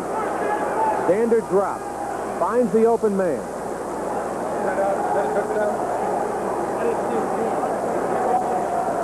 Oh, that looks like a touchdown to me, Chet. Doug, that's your first ever arena football bad call. Oh, exactly. This looks good to me. Oh, I got to tell you, that's 6 points. He's pushed out of bounds. He's got it. Sure. That's 6 points. Well, they got first and goal. I know how they did that. There was infraction. We got no signal on the infraction, but there is a first down. He's going to run it. And Bishop will run it close to the goal line. Bishop dropped back, couldn't find the open. Found Dayline on the left side and advanced the ball inside the 5-yard line as we conclude the third period of play. With the Vice knocking on the Chicago door. The score right now is Chicago Bruisers 16, the Miami Vice 13. We'll continue with Arena Football on your Total Sports Network, ESPN, after this timeout. Early one afternoon Where's Lou? at the Silver Bullet. Lou, Ducky, comedian. You ever think of having live entertainment? Because this place is dead. Of course you did. I'm hysterical. Look at these reviews. Some of these places are still open. Oh, pack them in, Lou. No. Coors Light does that. I don't know who this guy Light is. No, Coors Light isn't a guy. It's a beer. A bear. Terrific animal acts. I can't get a break in this town. You hear the one about the mouse? There's no slowing down with the Silver Bullet tonight.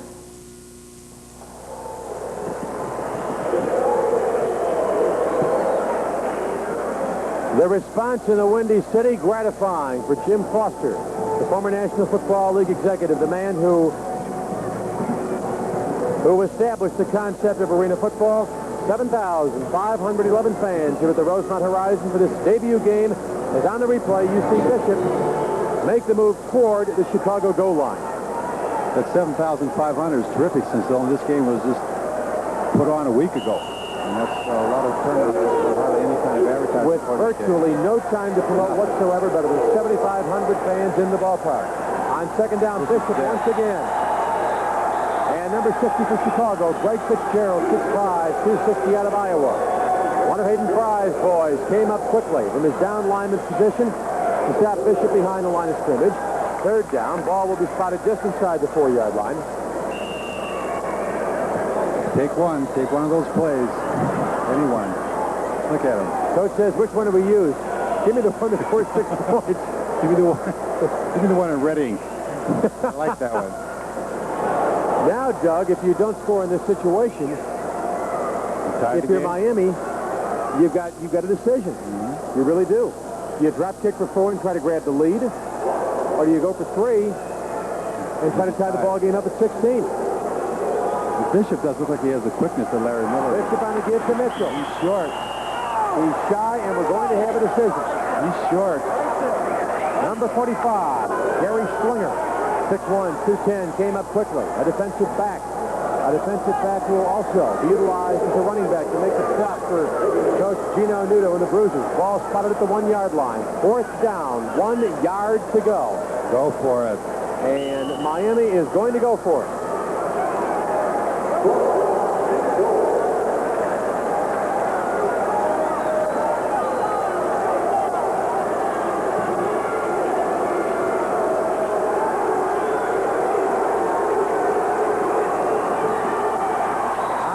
Mitchell. And he's got the 6 points. Ricky Mitchell out of Northern Illinois. And Doug, let's make note, that's our first ever arena football end zone celebration. Shuffle. Maybe we'll see if this Ricky comes back to the weak side. He barely gets in here, but I'll tell you what, barely's enough.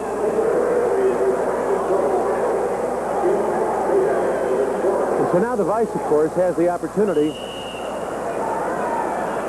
to go for the standard PAT and up the lead to 2016, or they could run or pass or drop kick for 2 points. The drop kick, which was so much a part of football in the early days, and the founding fathers. Individuals like George S. Howard were putting the National Football League together. Matter of fact, Doug, the Chicago Bears once spent a bundle of money, about $500 to obtain Patty Driscoll. Almost one principal reason, the drop kick. This PAT, he's got it, is good. And the Vise have a 4-point lead. Miami 20, the Chicago Bruisers 16, 13 minutes, 22 seconds left to be played in this arena football game as we continue on ESPN, your total sports network.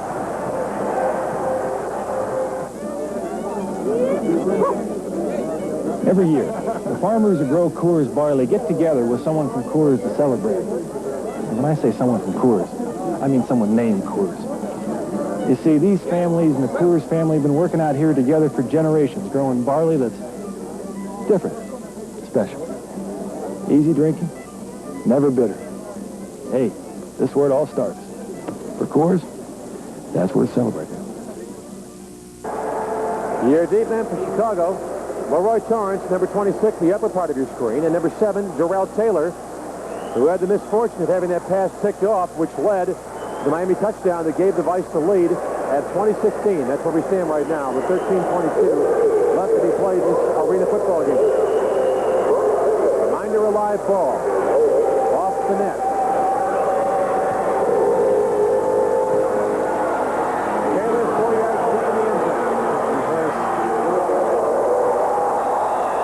And Taylor is upended by Kevin Richmond out of Purdue, 6'3", 220 pounds, at the 14-yard line, where Chicago will take over possession. Again, Taylor with a little razzle-dazzle here, as they say. A little fake. I thought he had a shot to make this go. Makes a cut to the outside. One man right here. Else he's got the alley corner. Doug, that fake by Durell might have been a little bit more effective. He didn't see the ball out 3 feet behind his body.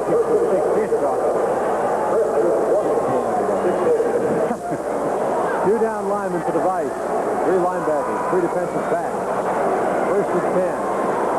They give to number 42, Brett Wilson. He gets a couple of yards over the last time. Second down, 8 yards to go for Chicago. Tego. And Travis is line of the shot for Miami. Again, the Chicago team's going back to its It's power football, just straight ahead, north and south running, trying to just pick up 2 yards here and there. They're down 4 points. I think they were trying to control it a little bit, so maybe now they come back with a pass. We can also mention that both sides also have 3 timeouts left in this ball. Right. That's the Grabowski football.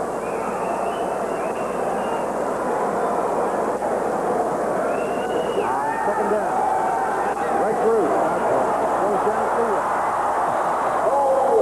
Number 44, Joe Haynes. The ball nearly picked off.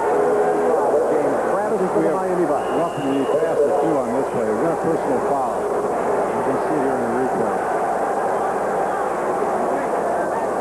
Screws him back and gets rid of it and he's decked. Oh, hey, you do that in the street, you wind up at Leavenworth. So the ball is transferred. They pick up a pretty good penalty. It's a 10-yard penalty assessed against the Miami Vice, which will give the Chicago Bruisers a first down near midfield. Ball just shy of the 25-yard line, which is the midfield stripe under the arena football concept. 11:49 left in the 4th period. As Brute and the Bruisers break the huddle. Sounds like a rock there, Brute and the Bruisers. Yeah, they're opening the cannibal in the head. Wilson, once again, Chicago puts the ball on the ground. Duff with a shot, 6'4", 250 pounds. The big boy for the Vice. Gain of 3 yards on the play. Spot the ball just shy. The Miami 20-yard line. 11:22 left to be played. Miami Vice on top here in the Windy City. Leading the Chicago Bruisers 20-16. I'm Chet Coppock along with Doug Buffone. Hope you're enjoying this brand new concept as much as we are this evening.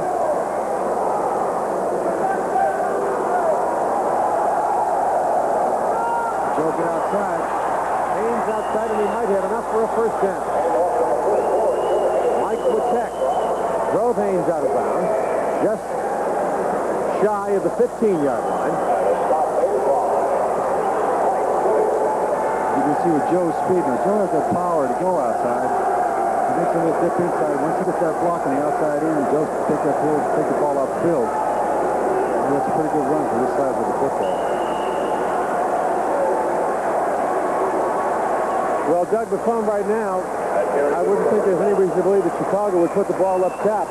Not when they're running the ball effectively and this close to the goal line. I think you're right. Along the stone wall. Joe G. Nudo, though, he is a more conservative kind of approach. He believes in ball control and power, but I think in this game you also going to have to throw up top a little bit to loosen everybody up.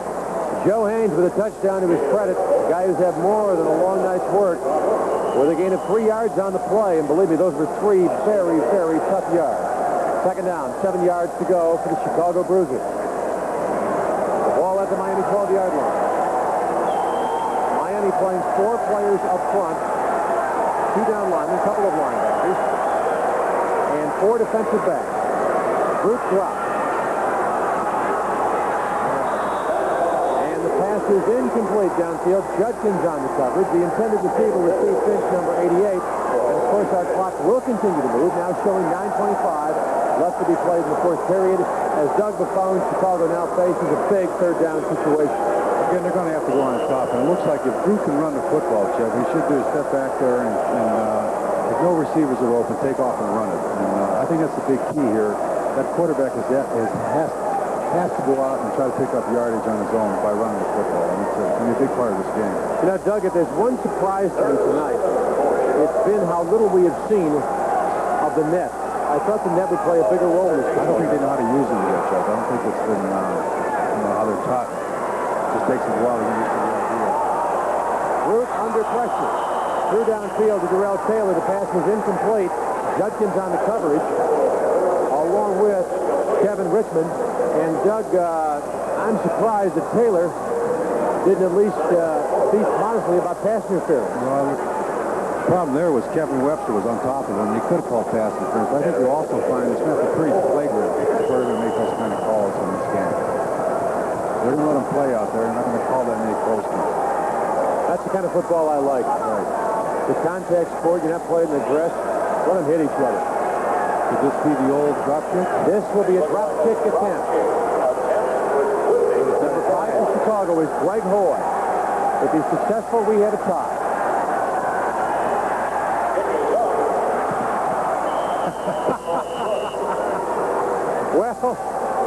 Well, Greg, hey, listen, you know, it took Columbus more than a week to discover America. Don't let it bother you. Right. Our score remains Miami Vice 20, the Chicago Bruisers 16. Arena football will continue on ESPN, your total sports network, in a moment. They wait. They stalk. And they shake the desert sands. All teamed together to do one thing. Win. Bill Elliott and his Coors-smelling Thunderbird. Tom the Mongoose McEwen and his Coors Funny Car. And finally, Iron Man Stewart's Coors Off-Road Champion. When the smoke clears, Coors is the one. Back at the Rosemont Horizon, our score remains the Miami Vice 20, the Chicago Bruisers 16. And Doug, I don't think this is quite what Greg had in mind. No. We wanted to get a little more distance on it. Back to live action. Eddie Phillips for the football for Miami, 5'11.5", 209. A gain of about 6 or 7 yards on the play as you look at the Miami bench. Vice on top right now by 4 as the clock continues to move. A sustained drive right now, Doug, with a touchdown. Would probably send the Vice back to Miami with a victory. That would put them over the top, but I think right now they may try to sit on it, and that could hurt them too. I've known this Miami team, and I watched them practice, and even though they only had about 4 or 6 practices, they still like to throw the football. Excellent passing down right now for Miami. Second down, 2 yards to go, and they do want to throw it. And they've got an open man. Got him. And they've got 6 points. The catch made by Donnie Tremaglia. As the Miami Vice strike and strike big in the Rosemont Horizon against the Chicago Bruisers. Again, they like to throw that football, and Tremaglia that time got beat the outside man in the corner. Did enough. He's right there in the end zone with a nice pass. Larry Miller, who was an excellent college football player at Northern Iowa, all conference during his junior and senior year, sends up the rainbow, and it's complete to Donnie Tremaglia out of Grand Valley State, a 172-pounder who had his man beat by more than just a step, and the Vice have themselves a 10-point lead, which could be extended to 11 or 12 points.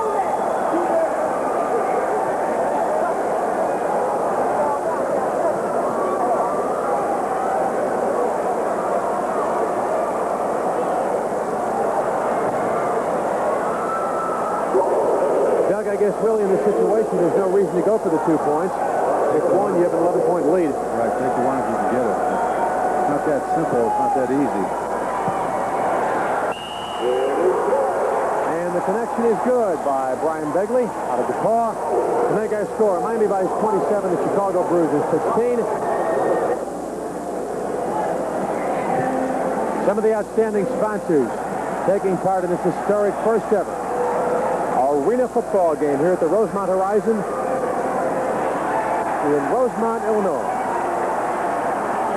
which of course is actually part of the Windy City, Chicago, not far from O'Hare Field, just a hop, skip, and a jump from the world's largest airport. Rosemont Horizon also serving as the home of the DePaul Blue Demons. So the Miami Vice will kick off. Judkins will hold as the barefoot man, number 32, John Smith will kick off. John Smith for the Miami Vice.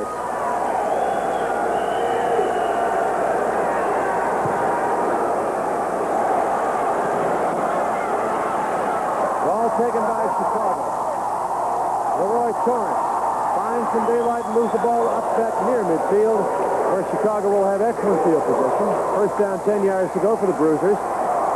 They're down by 10. Watch Leroy Torrance this time. I thought he had a good chance of breaking it. He's got that easy stride. Makes a move right there. Ooh, there's somebody there. A little stiff. Look at Judkins with a stop. Nice hit. Ball that midfield, the 25-yard line. First down, 10 yards to go for the Chicago Bruisers. The Bruisers need to score and score quickly. 6:18 left. The play fake. Look at his touchdown. Touchdown. Oh, no, they call it no good. I don't believe that. The reception made by Paul McKelvin off the aerial from Greg Groot. I thought he had it long the enough. second time, I thought possession was established. I'm surprised at that call. See, Group Partners right on the target. Oh, he broke the plane. Doug, I'll tell you, he's got that ball for about a second. He breaks the plane. I think that's a touchdown. I think it's a touchdown also. There's a cross right there. Oh, Chet. Well, I'll tell you one thing. You and I haven't done the officials any favors tonight. I never did all my life. For 14 years, I didn't like them. Why should I like them now? Second down, 10 yards to go. If you're Chicago, the guy you've got to be concerned about in that Miami defense is their center fielder, their free safety, number 5, Jeff Judkins. Craig Root. Standard drop. Downfield, he wanted. Durell Taylor, the pass is incomplete. And that'll bring up a third down for Chicago. And I just turned in my ballot for MVP for this ball game. Doug Buffone, I went with number 5 for the Miami Vice, Jeff Judkins. Jeff Judkins. I voted for him also. He's playing a tremendous football game. He's playing that center field position very well.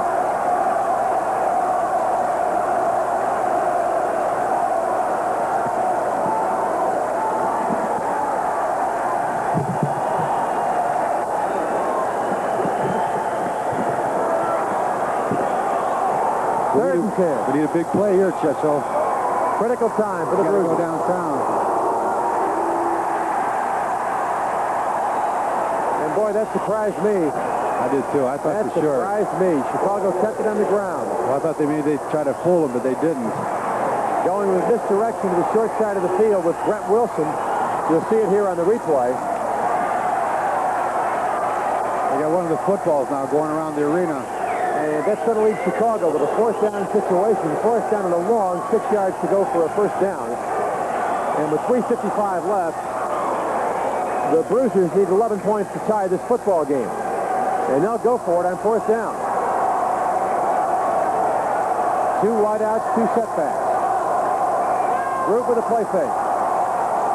He's got him, Joe. We got a football game here.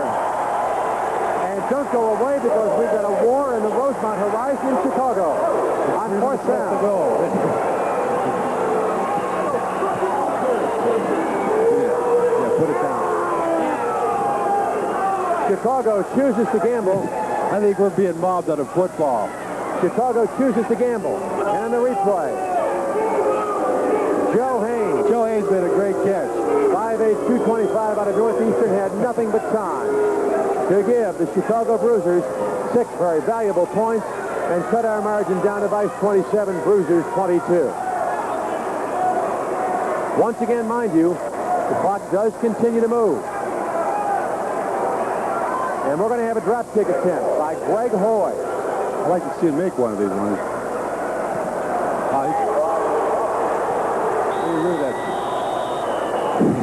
Doug, I tell you what, the drop kick's not going to do it.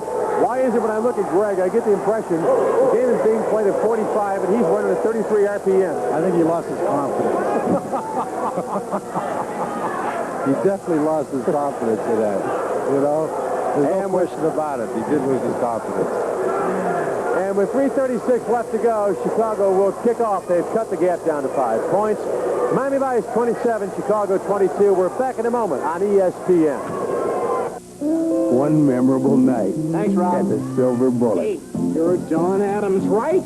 Yes. 1 Coors Light, please. Would you believe 2 Coors Lights? Great. Ring, ring. Hello? It's 3 done. Terrific. Thanks. Mind if I join you? Mind if I pour? Not at all. Missed it by that much. No slowing down with the Silver Bullet tonight. Just it. That's a drop kick. Someone's got to learn how to drop kick here. Chicago kicks. It's a good one. Perkins for Miami. Deep in his own end zone. And face mask violation. Grabbed him by the neck and the face mask only one time. Preliminary call indicates that we have a violation coming up against Chicago. And this could be a major penalty. It is a face mask violation. Well, Perkins is only 5'3", so maybe just near that skull. And he grabbed him right around the face mask, but he left go. Leroy Torrance for Chicago was the man who made the hit and drew the penalty. First down, 10 yards to go for the Vise. Ball at the 17-yard line. Or 8 yards shy of midfield. Number 2 is Perkins. He is one out of bounds. The clock will continue to move as we near the 3-minute mark here in the Rosemont Horizon.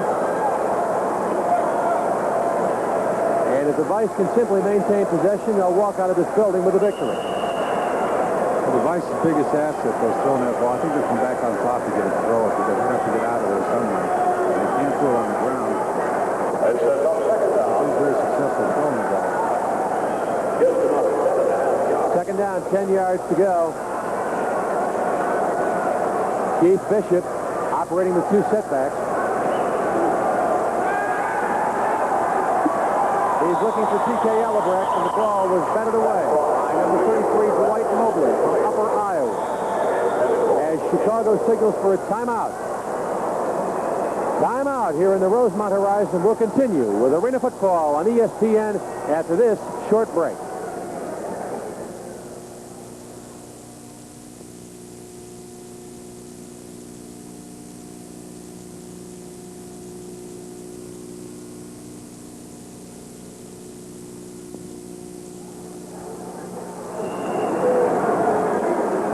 It's a big third down for Miami. 2 minutes, 20 seconds remaining here in the Rosemont Horizon Arena Football.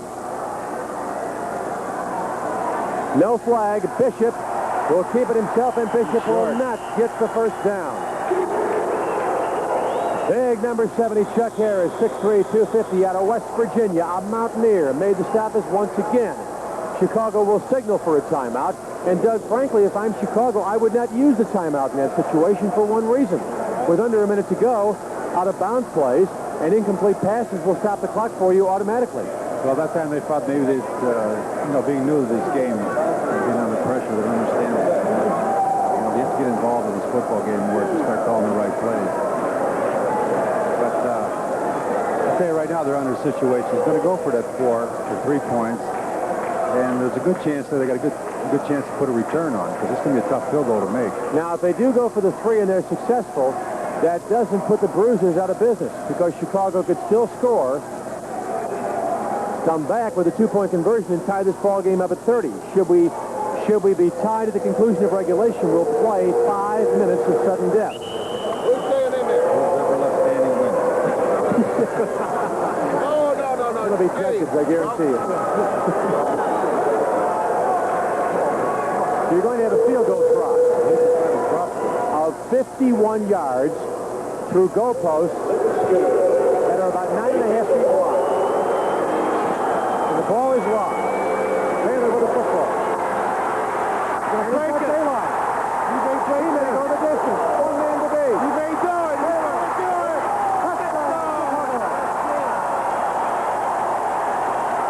That's what's taken off by Jackson at knee.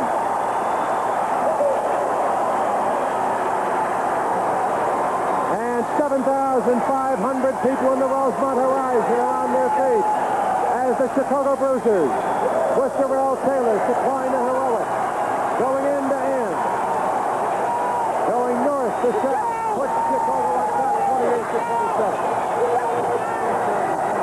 Taylor. First of all, just filling it off the screen. He makes a step here. He's dead down in the end zone. He gets a good block on the outside. Makes the one move right here, and that's it. He's off to the races. The only guy to catch him now is the kicker. Make one step inside, he's gone. Nils Lindskog, the kicker, made an effort, but Durell Taylor, 5'10", 185 out of Lincoln University, has given Chicago the lead with 1:52 remaining. But now, once again, Miami has all 3 of its timeouts left. We will have stoppages of play during the final minute. And Doug, again, in my opinion, Chicago's got to go for the deuce. They've got to drop ticket and try to get a three-point advantage. Drop ticket again. Go for the drop ticket. You got it. That's it. He put his foot into that one. All right. Four big ones. 30 years from now, Greg Hoy can look back and tell his grandchildren, I gave Chicago a blow-proof cushion the first time they ever played. There it is.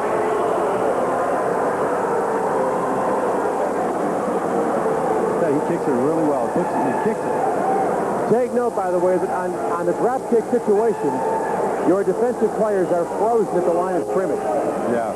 Which does give your drop kicker a certain amount of self-confidence. It's like finding out that you're going to run the Indy 500, and instead of having 33 cars, you're going to have 31 cars.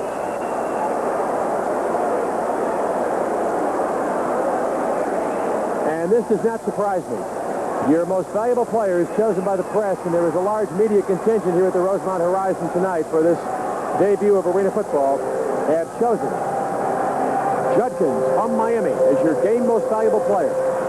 2 interceptions, a blocked PAT, numerous tackles, several deflections, an outstanding effort turned in by Judkins. Number 23 for Miami is Ricky Mitchell. Spins off one tackle, advances the ball beyond the 15-yard line, up near the 20, where the Miami Vice will have a first down with 1:45 remaining. All 3 timeouts intact in the knowledge that the football will be stopped on incomplete passes, not a bounce plays during the final minutes. I'm Chet Coppock along with Doug Buffone, the former Chicago Bear.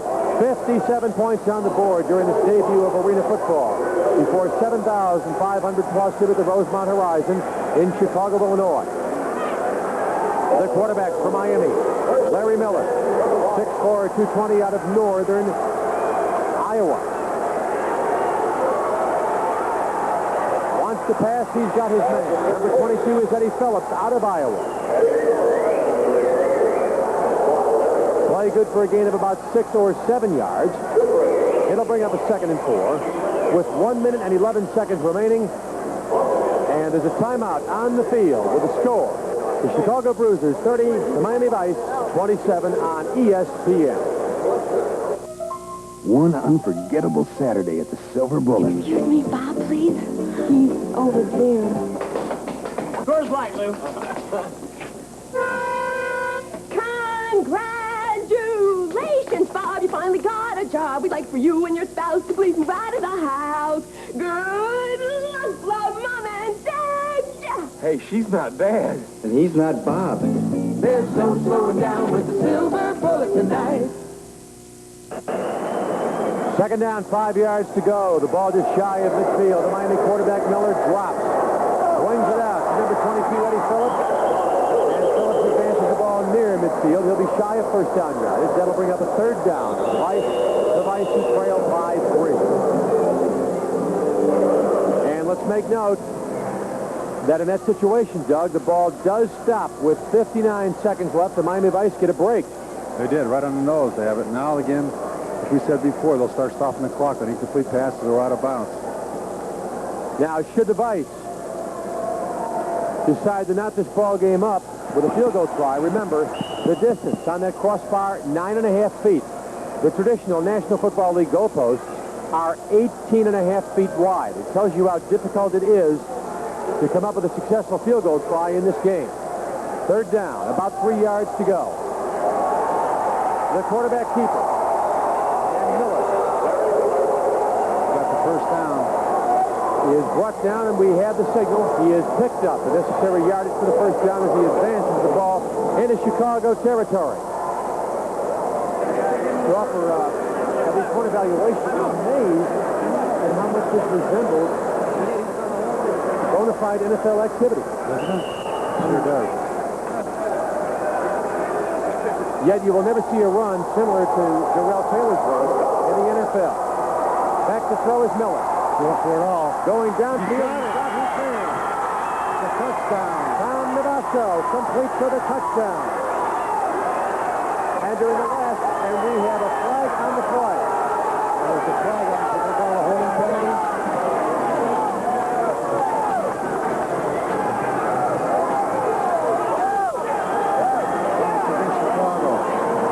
against Chicago. On the replay, it will stand as Larry Miller drops back. He'll throw complete to Tom Goodhines for 6. See right here, I thought he got pushed before that. He made a big step.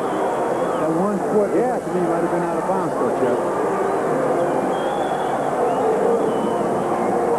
Apparently, in the eyes of the officials, he kept that 1 foot in. It looked like he hit the line with it, but Bishop called a touchdown. And mind you, we were 9-6 at halftime. And now it's Miami 33, Chicago 30.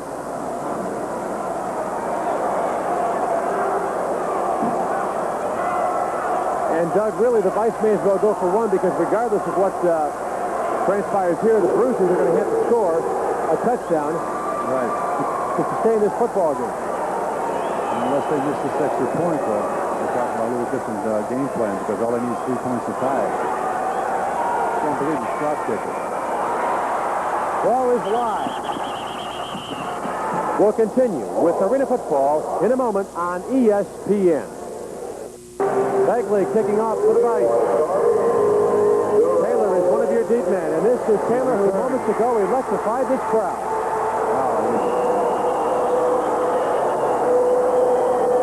They've got 26 seconds to move the football. 26 seconds with, I believe, 1 timeout remaining. Also, the ball will stop, of course, on incomplete passes and out of bounds plays. But I honestly have to feel, though, they have that field goal kicker in Todd Cox, Chet, who has a good chance of making it from that distance. He has a real good leg and has good accuracy, so they may want to pick up some more distance for him so to give him a crack at it to tie this game up. Root wants to throw it. Going for the bundle. And it's Judkins, who once again comes up with a big play at the Vise goal line, preventing a possible score by Chicago. Judkins already voted our game most valuable player. A field goal will force overtime. A touchdown could give Chicago a victory.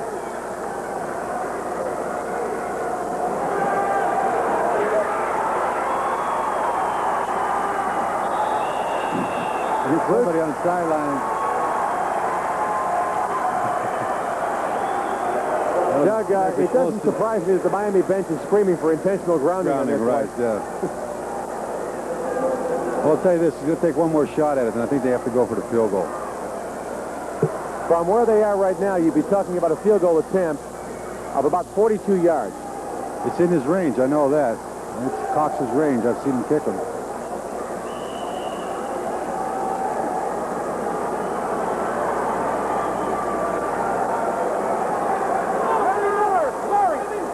Root needs 10 yards to sustain the drive. And the give is to Joe Haynes. And it does not fool. It does not fool that Miami defense. Haynes perhaps maybe a yard. And timeout is called by Chicago. Don't go away. 7 seconds left. We're going to have a field goal try to force overtime here at the Rosemont Horizon. Timeout on the field with a place down. He was right there.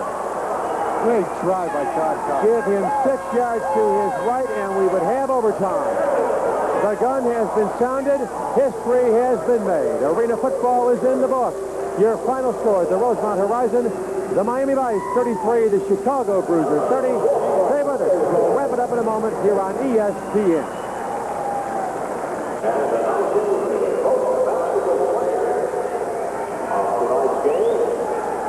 Man who had 3 interceptions